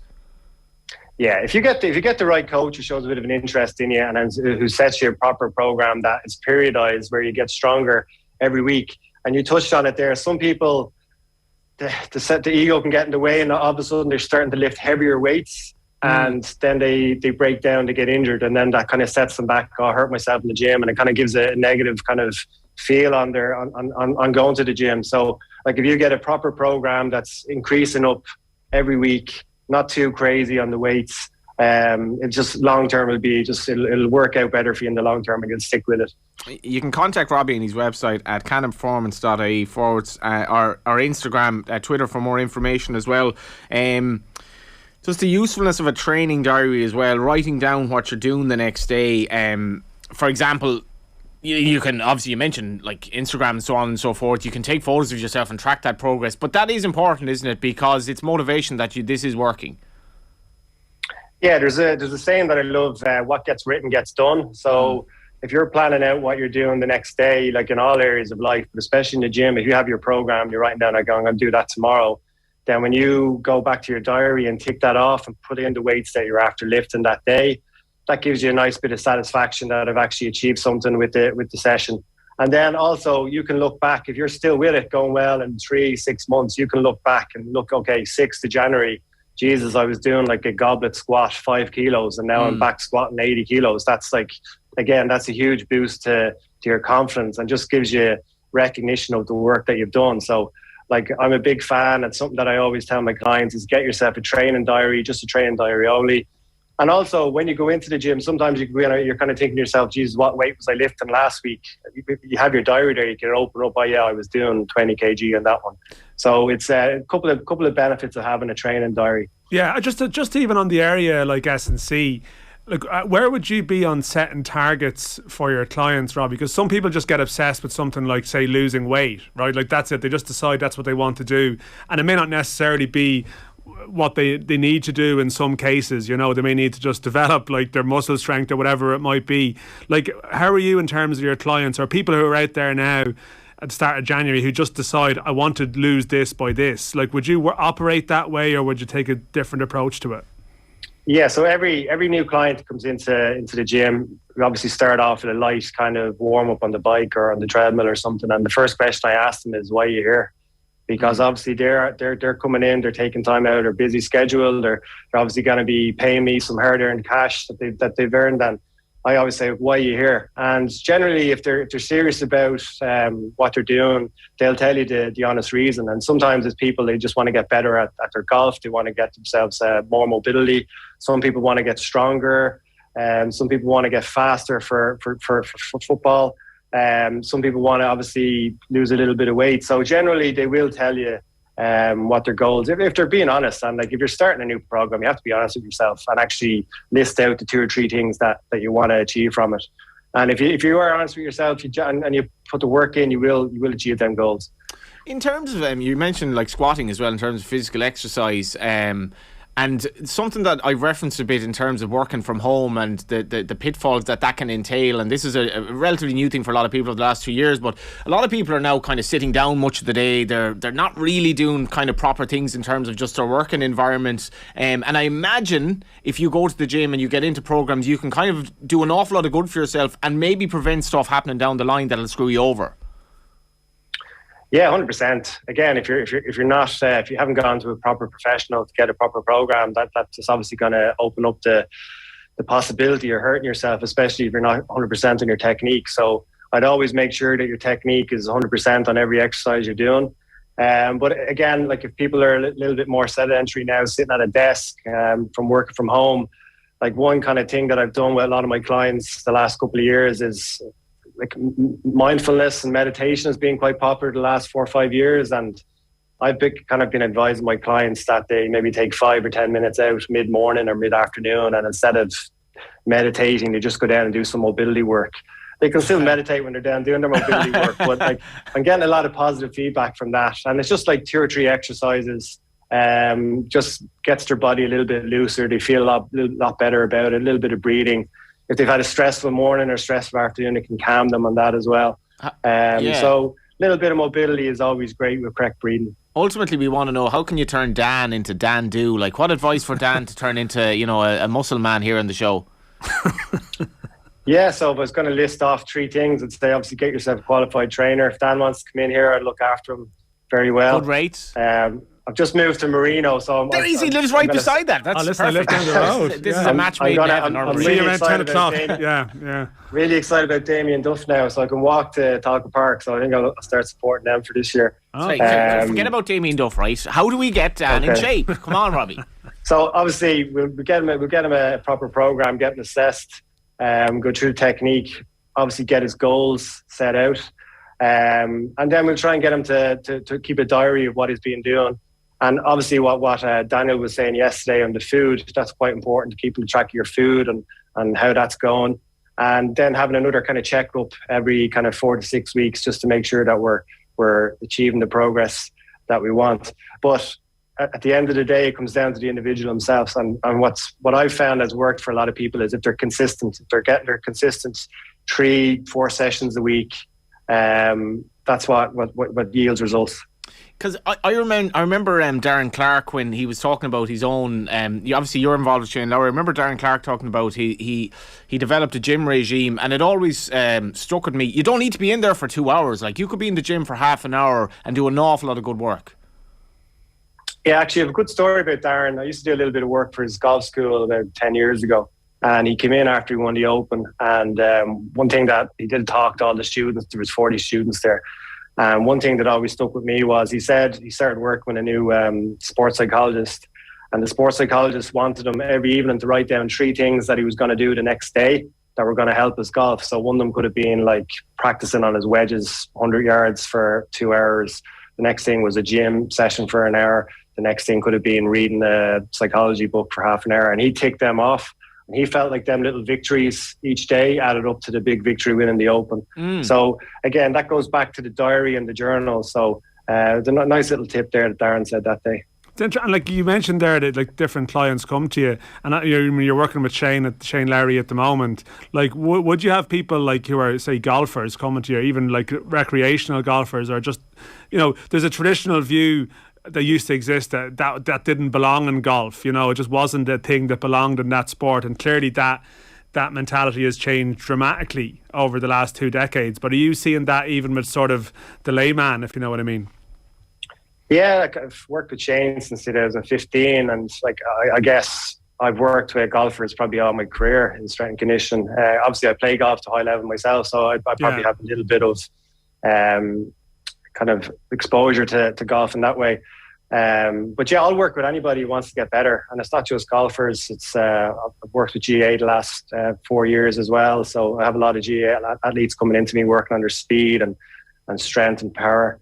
But yeah, anybody that wants to get better, I'll work with them. That's a key thought. It is like they say about Colin Healy, who's one of the guests on the show, and it's a bit like Roy Keane. They kind of have these eyes that, like, once they look at you, you just want to kind of you want to please them. You want to do. Robbie kind of has that look as well. If he were my S&C coach, I'd be like, Robbie, I can't let you down. Because Johnny did say earlier your gym days were behind you. Yeah. You're literally in a protective boot at the moment. Which, like, how are you going to get from protective boot Johnny to healthy Johnny again? It feels like Robbie is your ticket to over to Robbie. Yeah, over to Marino. Maybe. So I expect to see Johnny and Dan now in the next week, I'd say. Well, I've in fairness, like, I've a gym right beside me, but I suppose in a serious point, like, both of us turned 40 this year. Do people get turned off by the fact that, listen, I'm not able to do what I would have been able to do when I was in my mid-20s? Like, what's the point going to the gym in my late 30s, for example? Well, I had a fella come in to me about 6-7 years ago. He was 65 years of age and first time starting a gym program. Within a year, he got to 2 club championship finals. Now, he was beaten in both the finals, but he still comes in, trains with me. He looks probably 15 years younger than when he first came in. And he said this year is the best golf he's ever played. And so you're never too late. I actually think that when you get older, it's more important to be actually doing exercise. So there you go. I think that's phenomenal. Oh, listen, I'd be a big believer in that as well. I think some people, they only actually grasp that when they get a bit older, and they actually wish that they'd minded themselves a bit more in their 20s to actually prolong their sporting career, because that's the thing. Like, we talk about this now, like, we like to play a bit of five-a-side or whatever, and I generally find myself playing now with like lads who are a good bit younger, and you get a little bit more conscious about your age, you get a little bit more paranoid about it. So you actually, it's funny, like, you have that realisation when it almost you feel like it's too late, but it's not. It's definitely not too late. So much for his mental, Robbie, as well. Oh yeah, 100%. But then again, you have the positive endorphins from after doing a great session. Like, there's no feeling like it. And yeah, like the longer you leave it, the harder it gets. But once you get back at it and you have that consistency, like moving great, it just will. Like, there's people go on about cardiovascular health and how important it is for longevity in life. But there was a really good long study there a couple of years ago about how the amount of muscle that you have in your body is just as important as cardiovascular health. Do you know? So yeah.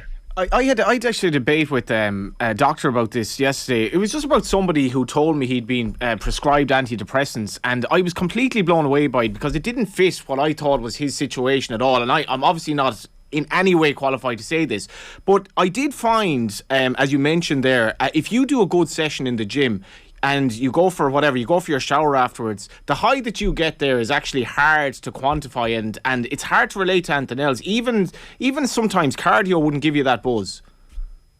Definitely not. No, it's just like it's one thing that a lot of people say to me. They just feel so great about after doing a really good session, especially if they haven't done it for a while. The first couple of sessions are hard, but then once they get into it and maybe the third or fourth session, they're starting to feel the benefits. They may start to look a little bit better in the mirror, just feel better about themselves. Like, it makes you feel like a foot taller. It really does. that's one thing that's been quite consistent with people's feedback over the years to me. And just finally, Shane's off to America, then he's off to Abu Dhabi, Dubai, Saudi Arabia. I'm reading this because, unlike Dan, I'm not into golf. But how are things with the Lowry man?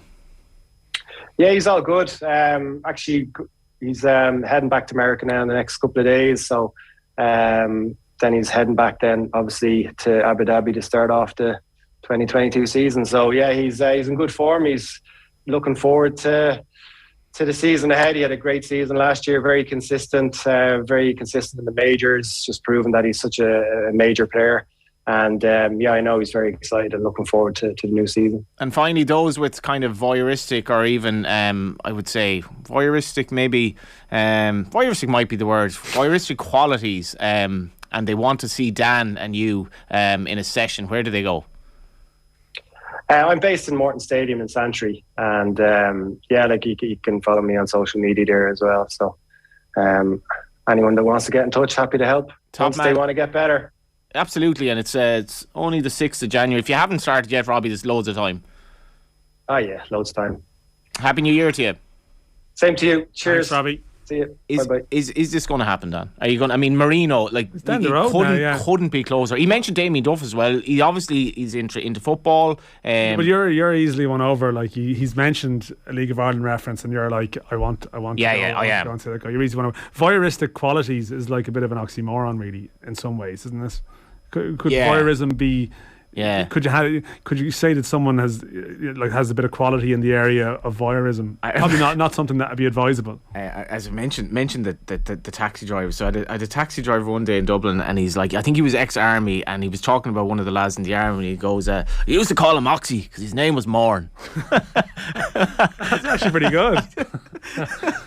Your taxi trips around Dublin, like, there's something in that as well too. Well, I had a debate with Phil about, like, when you get into taxi, and in fairness, much of the time you're not really in the mood to chat, but like I was making the point, like my cab drive this morning, he was giving out that business is on the floor. He's his first fare, and I was late, and he was almost about to leave because he rang me and I didn't answer because my whatever, and he said, like, I'm in 3 hours into the job here and this is my first fare. So like sometimes I'm just like, maybe he actually does want to chat, and maybe I'll bring 5 minutes of happiness to his morning. Which is exactly what you've done this morning. You're providing a service to taxi drivers. You were doing a bit of anthem whistling over Christmas, I believe. Biafra. Yeah, this is, people may not realise that one of your many qualities, aside from voyeurism, is your ability to whistle a national anthem of any country. Just like a click a finger, name an anthem, and you'll whistle it. And so you get a taxi driver, you see they're not from Ireland, you see where they're from, and you whistle the anthem. So what happened? That's a dangerous assumption as well. But I did. This lady was very fresh in the job. I think she was only a weekend. I said, "Oh, where are you from?" And she said, "Biafra." And that was like, well, that's quite pointed. Explain that to people. So Biafra is a secessionist region of Nigeria, but like that's kind of like saying, "Where are you from?" And somebody says, "I'm from the Basque Country." So it's quite pointed. Well, this person is quite intent on Cork. And like a lot of these countries in Africa, they're very complex. So like she felt Biafran rather than Nigerian. So of course I knew the Biafran national anthem. So like I gave her an old whistle of the anthem. Biafran national anthem is Finlandia by Sibelius, which is one of the most beautiful pieces of music you'll ever hear. And you probably already actually know it. But she's like, oh my God, this is amazing. How do you know my anthem? So a minute later, she's ringing Biafra to say, listen to this. This lad knows the Biafran national anthem. Didn't get any reduction on the fare. I was just going to say, she's new in the job. She's not in a position to be just throwing out freebies at this stage. You've literally talked about the problems of the industry, and now you're suggesting your little anthem trick should get you freebies. Great having you on. It's been good, Johnny. OTBAM is brought to you by Gillette. Good morning start with Gillette. Put your best face forward with their new and improved razors. Good mornings obviously start with the Biafran national anthem. Packed show ahead tomorrow morning. We'll be kicking off our Irish rugby depth chart with Alan Quinlan. We're talking football and bringing you the first crappy quiz of 2022. Right now we're leaving you with Emlyn Mulligan in conversation with Joe Malloy. I think this is a lovely story. Emlyn Mulligan coming back playing for Leitrim. Brilliant footballer. Andy Moran obviously at the wheel. And this was last night's OTB. He made his comeback on Monday night in the new Connacht Airdome. Max, so as we mentioned there just before the ad break, the FBD match between Sligo and Leitrim certainly caught the eye, I think, of a lot of people. Played in the Dome, the first ever inter-county indoor game. In the end, it finished Sligo 121, Leitrim 117. The rest of the FBD league is going to be played at this dome. It's the NUI Galway Connacht Airdome in County Mayo, and it looked pretty amazing. Certainly the pictures of it did. Emlyn Mulligan was playing for Leitrim on Monday evening, and he joins us now. Hey Emlyn, thanks for the time. How you doing? Good, Joe. How are you getting on? Yeah, great. So how was it? I mean, just for starters, it looked cool. Yeah, it's even to drive as you're driving from maybe, let's say, Knock towards Ballyhonus, and you just come upon it out of nowhere. Like, it's out in a real rural countryside, and it's just white. I don't know how you describe it. Just pops up out of nowhere. It's an absolute incredible facility, and listen, we were delighted to get the opportunity, obviously, to play in it. And I had been there a couple of years, 2 years ago, just as it had opened. We were in walking around it, and but just to get to play in it was a great experience, and especially the weather being that night. It was a stormy, horrible night. It just made it even more appreciative of the facility to have it. But yeah, all in all, couldn't rate it highly enough. Yes, and so the pitch played well. Pitch played well. Yeah, listen, I'll be honest, George, it's like any AstroTurf. I think nowadays, obviously, AstroTurfs are a lot more common. But in terms of a quicker pace to the game, definitely. Maybe probably struggled for maybe likes myself, an older fella, but for a younger lad, there's plenty of pace. And I suppose it does give you false potential in terms of the bounce of the ball. Going forward, obviously, in the National League, it's going to be a lot different in terms of pitches and that. But for a spectacle this time of year, it definitely made for a better game of football than it would have been had it been outside in one of the other pitches in the centre of excellence in the wind and rain. Well, I was just going to say, it's not a 121 to 117 scoreline out there. No, without a doubt. And I think Andy spoke after the game, and I think he heard him mention, through the years playing FBD, as he said, 8-7, 9-8, 10-8, whatever games like that.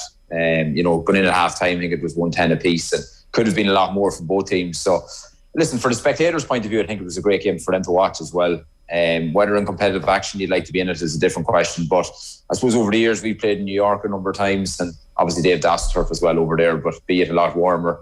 But listen, something very similar. But again, really, really enjoyable experience. Yeah.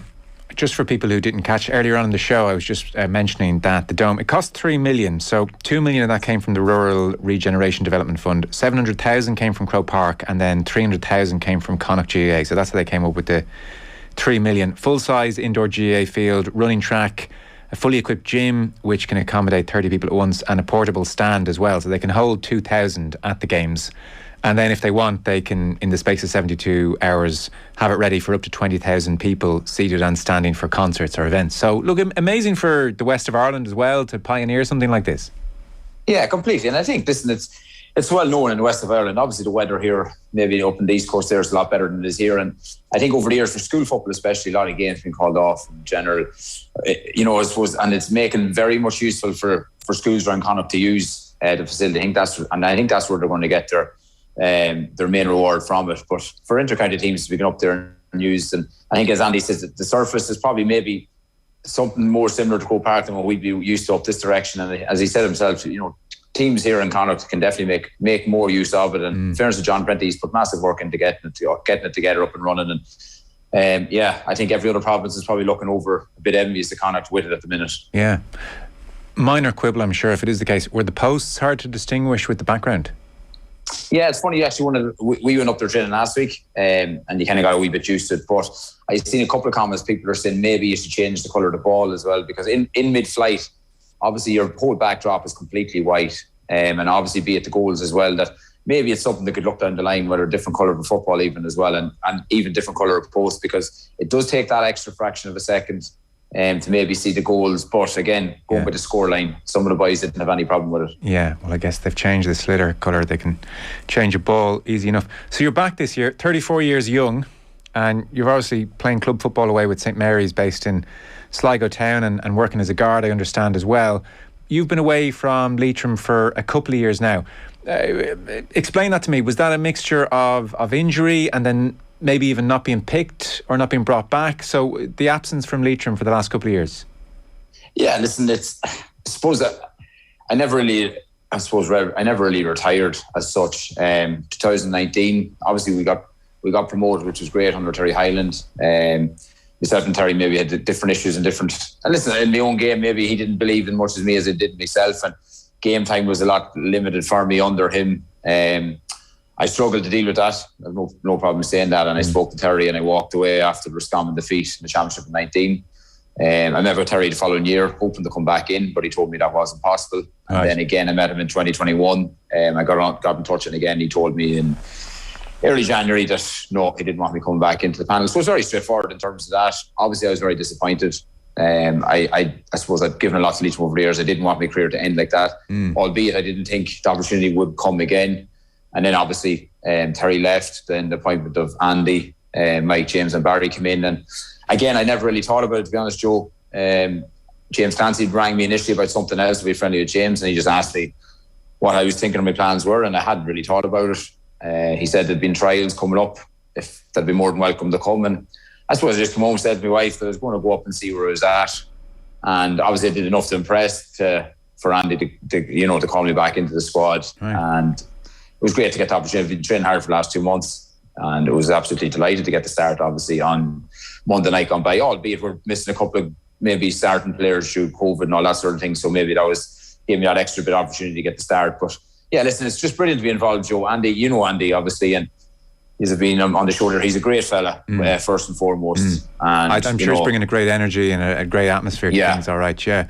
And I've just got back to enjoying football, really, and I suppose that's all down to him. Right, okay, interesting. So that sounds like Terry Hyland doesn't pick you, you're used to being picked, think you should be picked, you're not happy, strong exchange of words, and basically he's not having you back after that. And that was potentially how your Leitrim career could have petered out. Yeah, to a degree. The lack of communication, I suppose, in terms of where I was at and I was being told, I found it very difficult. I didn't know whether it was coming or going, and it was causing me a lot of stress and anxiety at the time. And yeah, as you said there, maybe it was just something I wasn't used to, and I was really struggling because I thought I was in good shape. I was going well at the time, and my confidence was just knocked. And obviously, stepping away from it then was the best thing for me.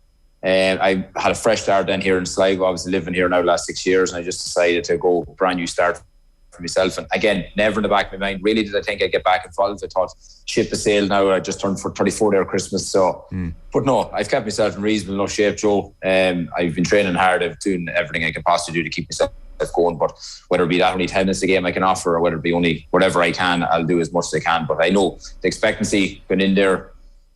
I'm sure Andy, in fairness to him, so far his communication has been brilliant, and if he doesn't want me in there, I'll happily be the first to say fair enough and too old for it. But at the minute, things are going well, thank God. And how did you go in the trial game? I mean, it must have been a long time since you've played in a trial game in your life, so you obviously did okay, but what was that experience like at 33? Yeah, listen, sometimes you just have to rein in the ego, you know, Joe, and I'm Mulligan, I don't audition anymore. That's not the way you and in lead. fairness to me, I just said to myself, if this is something I want, I have to go up and prove it, because at the end of the day, I hadn't been involved for 2 years. So, listen, there was other players from last year's panel still in them trials as well, you know. So obviously went up. It did go well. I'd be honest, I thought it did, and thankfully, as I said, going forward from then, there hasn't been any hiccups along the way. But yeah, listen, I just had to put the head down, and that's all I've been doing since. I've been in there like a new fella. Like I felt like I was nearly making me debut there on Monday night. There was a big bit of nerves and anxiety again, but listen, that's all part and parcel of it, and I hope to improve as the weeks go on. And whether, as I said to you, I only offer a couple of minutes here and there, but I'll be putting pressure on the likes of Keith Byrne, Darrooney, Ryan O'Rourke. You know, that'll be my role, is put pressure on them that I want to get a starting place all the same, be it in 34, but feeling a bit younger anyway. Yeah. So you made your Leitrim debut in 2006 and were one of the real, I didn't get to see you enough. This is the point I suppose I'm getting to, but you're one of the real marquee forwards, and must have been difficult, I'm sure, at times. Like, let's park, because there's the current regime under Andy, and there's great enthusiasm about that, and that's great. But say from 06 up until under your last game with Terry Hyland, that kind of period, I remember seeing you on several occasions. I think on one occasion even you were there doing the draw for RTE for the Connacht Championship, and I think you got Roscommon, and you kept getting Roscommon around that time, and you know, they asked you, geez, you must be looking forward to it, and you're meant to say, yeah, well, look, we'll give it a lash, we can beat anyone on our day, that kind of thing. And actually it was amazing. Start of the year, or it would have been winter, even would have been in the depths of winter before even the new year. From memory, you kind of were like, to be honest, it's a bit demoralising. It's the same routine every year. Yeah. And almost stunned silence. That was the downfall of my career under Terry Hyland, to be honest, I think. Right, you didn't like that. Yeah. But there was a realism about that, which I can't suspect you were the only person thinking that. Maybe you shouldn't have said it, but that is the reality of playing for a Division 4 side like Leitrim. Yeah, I recall that draw vividly, and I just remember, I think it was John Cantwell tonight, and I just was like, I'm deflated. I was like, 4th year in a row, Roscommon preliminary, win that, to beat Mayo, win that, we call it, and I was just like, let's be realistic here. I said we're bottom of Division 4. Like, unless we even get out of Division 4, possibly we can compete. But listen, all I was trying to highlight was the structure of the championship, you know, and people were getting on to me at the time. And then, listen, 2 years later, the whole country's on about it, saying it's unrealistic. So, but yeah, listen, maybe I shot myself in the foot speaking openly. You know, sometimes maybe I need to keep my mouth shut. But listen, sometimes I just rather speak the truth than turning around to Tony Smith beside me going, oh, this is a brilliant draw, we're going to hammer it. Like, you know, they were operating in Division 1, so you have to be realistic at times, Joe. And sometimes people don't like to hear the realism, and it's not about a negative attitude or things like that. Again, it was just being realistic at that time in that moment. And obviously, listen, we're still down there. You live in hope every year completely, but you just hope you have to get your own house in order, get out of Division 4 again, and then see where you can progress. But you can't try and get up to the top of that mountain without trying to progress through the stages, you know. And it's going to take a lot of hard work. And hopefully Andy, if he gets in there for a couple of years, he can definitely bring them up to maybe Division 3, you know, competing at top Division 3 at least, you know. Yeah, but I'm sure, like, after those comments, you had plenty of fridge magnet wisdom coming your way, and you have to believe first or you're not going to win, and you know, you got to aim, shoot for the moon, and you might land in the stars, or all this nonsense, whatever the latest saying is. But there was a reality there. So did that reflect a certain you used the word deflating, a certain deflation, or a certain kind of hopelessness which ran throughout a good chunk of your inter-county career? Has it been a bit of a struggle in that respect to get excited each year? Yeah, it's like, obviously, you said 2006 I made a league debut against Donegal in Ballyshannon, like, and we drew with Donegal that day, and we were very competitive under Desi Dole in 2006, 2007, even Championship 2008. We were Galway better, which I think was 3 points up in Pearse Stadium, like, and you had Porrick Joyce, the likes of him playing, you know, with Michael Meehan, Sean Armstrong, Cormac Band, you know, and we were competing with them teams. And even the later year of 2006, I'd left the panel to play with Sligo Rovers, but I think Mayo bet Leitrim by a point in Park Sean, went on to All-Ireland final. Then there was obviously revolving managers. Mickey Moore and John Morrison came in, and we went through a tough period with them, and we lost Philly McGuinness, then part of the team member, part of the panel that year, and one of them years, and it was just up and down. We got the Sligo win in 2011, which in fact is my only Connacht Championship win, right. Outside of New York. That's it, is it? Sligo London. 2011, that's the one. Sligo 2011, yeah, and right.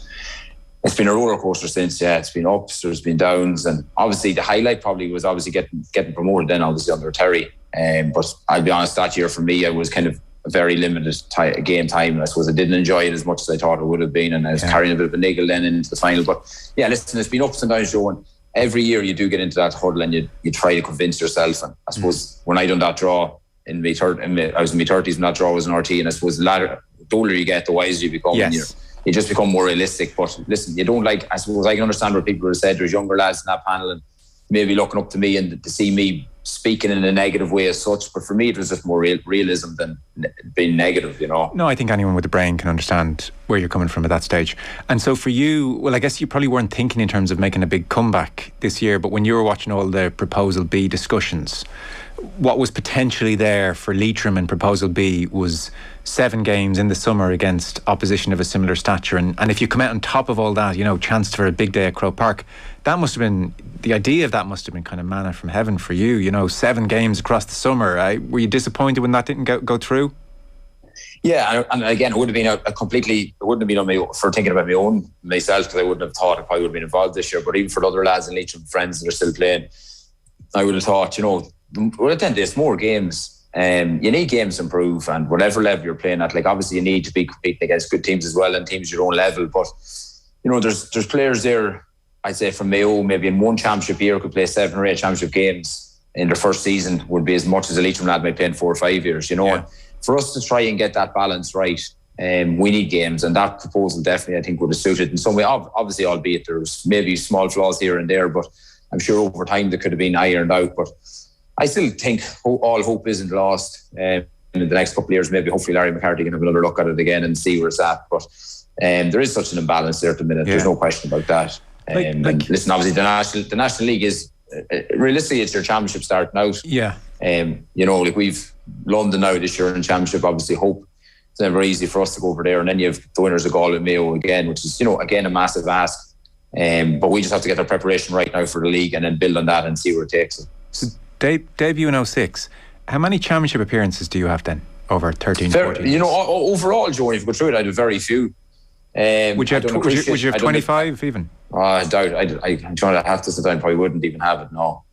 But isn't that I've injuries. Yeah, but isn't that dreadful for, great player for 12, 13 years, and you probably don't even have 25 championship appearances, maybe 20.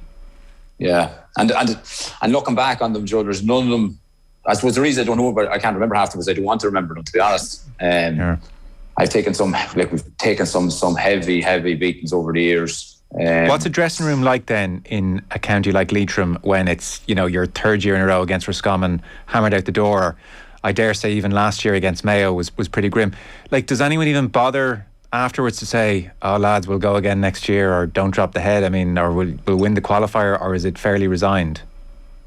Yes, it can be fairly resigned. It can be bleak, all right, at times. Listen, you always you kind of head off into town after, and if you're skip of pints, and I suppose when that happens, you don't be long forgetting about it, and boys are happy to go back. But the problem is, it's happening too often. Players are probably starting to accept it, and it doesn't get easier, but it just becomes the norm. Yes, the routine, yeah. The routine, and I think for me especially, you go in there, and no more now, when I'm in that bubble within any team I'm playing with, you still always believe you can still beat Mayo or beat Galway. I suppose then when you're convincingly bet, you might step away and go, Jesus, what was I thinking there? But again, that all comes from your own attitude and your own, whatever your mind frame is. And maybe I have a worse mind frame, because definitely generation wise over the last 15 years, I've been on the back of a lot of them. But there's a new generation coming through in Leitrim, and it seems to be they have a lot less baggage, obviously. But there's definitely seems to be a lot less fear, because I think they're a lot more competitive at underage, coming through minors, 20s, and that sort of stuff. So at least there possibly is a better mentality coming through. And so for me, it's just maybe keep them out shut now for going forward for this year. Yeah, shut it down after this. So, I mean, you played with Bridget's in Dublin for 4 years, and now you're playing with Mary's in Sligo, and Melvin Gales were your home club. Were you down the years ever approached by another county to make a transfer? No. Right. I thought you would have been ripe now for a little phone call. No.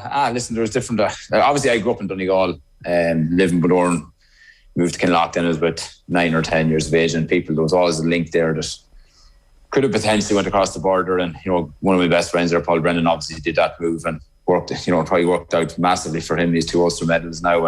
But yeah, listen, it was never something. At the end of the day, I think for me personally, I made a name for myself, luckily enough, in football, and I was lucky to go on to do a bit of punditry, RT and things like that. And I think had I gone to maybe another county, that might never have happened for me, And Leitrim made me who I am today, and I never look back and regret in terms of the years I put into that, committing to it. And again, this year again will be no different, given everything to it. And just as no more than anyways, leaving the jersey obviously in a better place. And I felt I did that even in 19 when I stepped away. But again, it's just to go in there now, and even if I'm a positive influence around the dressing room or whatever I can offer in some positive way, that'll be my role obviously this year, hopefully going forward, Joe. Great. Well, listen, that sounds super, and I'm sure under Andy it will be a very enjoyable experience. So best of luck. This is definitely a nicer way to finish up, be it this year or next year or year after.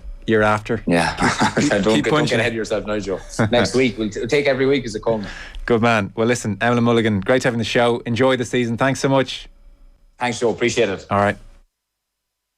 Well, what I would do, because you still have to have players and coaches and people who can do different things. So, I was asked prior to Christmas about, all the different guys that are being named, where you talk Rog or Paul O'Connell, and I think it's too early for Paul. And it may be too early for Paul to be on a full-time role, but it may not be in a part-time role, because we're at a point where I think we need enough of people that are interested in the province to put their shoulders to the wheel, and he is one of the coaches that's in there. I would say someone like Larkham, who is going at the end of the year, I'd say, Steve, there is an expectation that you can make players play. If you're just given the temporary head coach role until the end of the season, can you make that happen? Can you see if you can change Munster into doing something that could excite a crowd? And if and I like Van Gran, I get on fine with him, but his comment afterwards was that this is a game of a derby and was going to be very tough.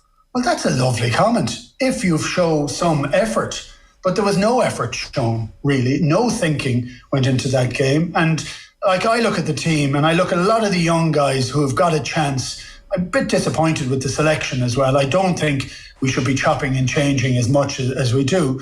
And the idea of having to give players match time, no, having to get the team to play properly is one of the most important things that's there at the moment. And I don't know that Munster are doing that. So, look, I just think I think it's very hard. I think there's an awful lot of really good players there.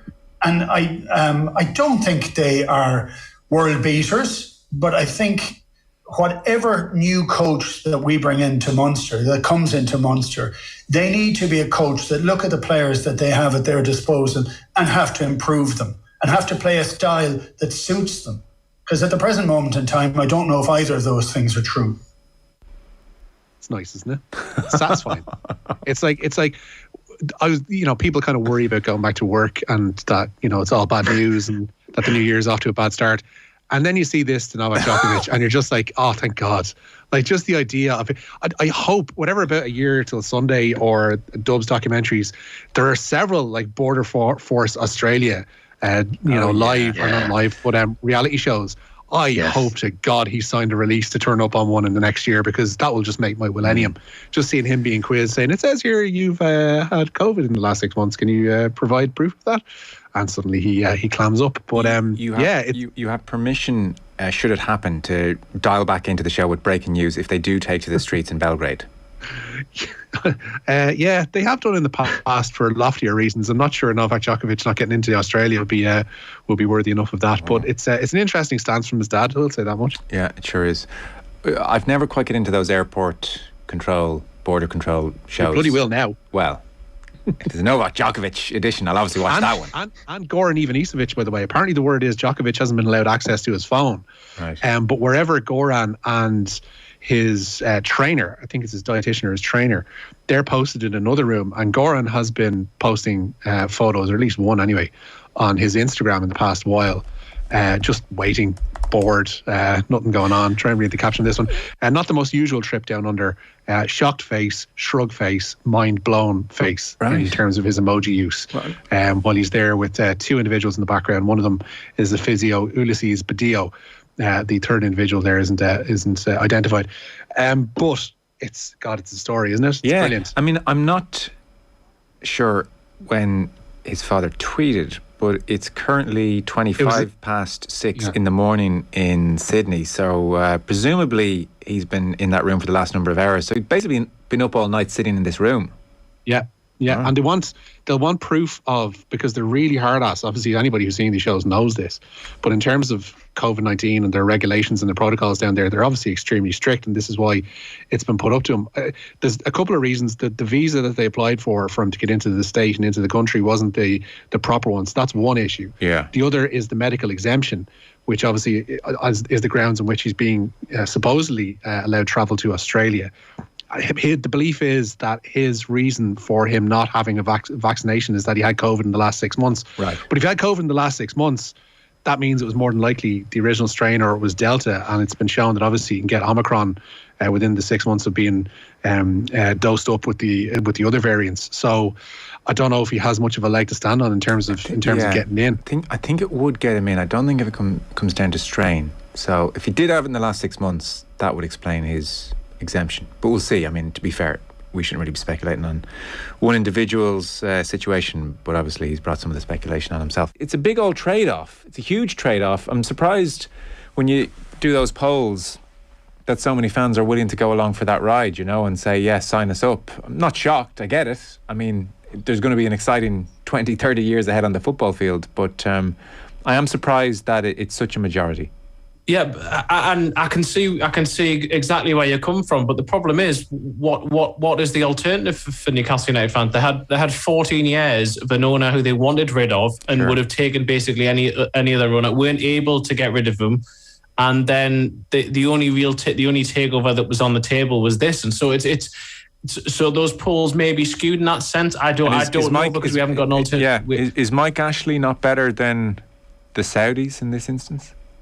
Well, if you're going to look at it from a moral point of view, then yes, I think that in many ways he is. Although a lot of people would argue against his business practices. Although I'm not trying to equate them anything like. No, I take the point. I take the point. Yeah. But equally, the problem is that Newcastle fans had lived that for 14 years, and they'd not thought that it got to the stage where I think that they didn't think that Mike Ashley was ever going to go. He'd sort of said for years he wanted to sell up and wasn't going to, and this was the only offer in the end on the table. And as I say, it was the Premier League again with the ones who eventually let this through. It is such a complex situation. I understand exactly why people externally would look at it in that sort of situation, but it's very difficult to just say to a Newcastle United fan, so you're just not going to support your club anymore. You've got no interest. Even during the Mike Ashley era, when fans didn't turn up, they still loved their club. They still had that feeling with. I mean, if it was up to me, I believe that football clubs should be social institutions. I believe that should belong to the city and belong to supporters. But that is me living in an idealistic world, and unfortunately, we don't live in an idealistic world. And capitalism, ultra capitalism, is what is in football now. And what we've seen over the course of the last 15, 20 years. First, you had Roman Abramovich coming in. You had the Man City situation. You've had PSG. It was inevitable at some stage that Saudi Arabia were going to get involved in football. It happens to have been Newcastle United who they've bought, and some fans don't want anything to do with the club because of that. As I said, anecdotally, that seems to be a significant minority. The vast majority of supporters, or at least, I think at best, some of them haven't yet decided how they feel about it and are looking at what's happening, and at worst probably are completely separating one from the other and just see it as football as completely separate from those other elements. OTB AM. With Gillette, put your best face forward with our new and improved razors.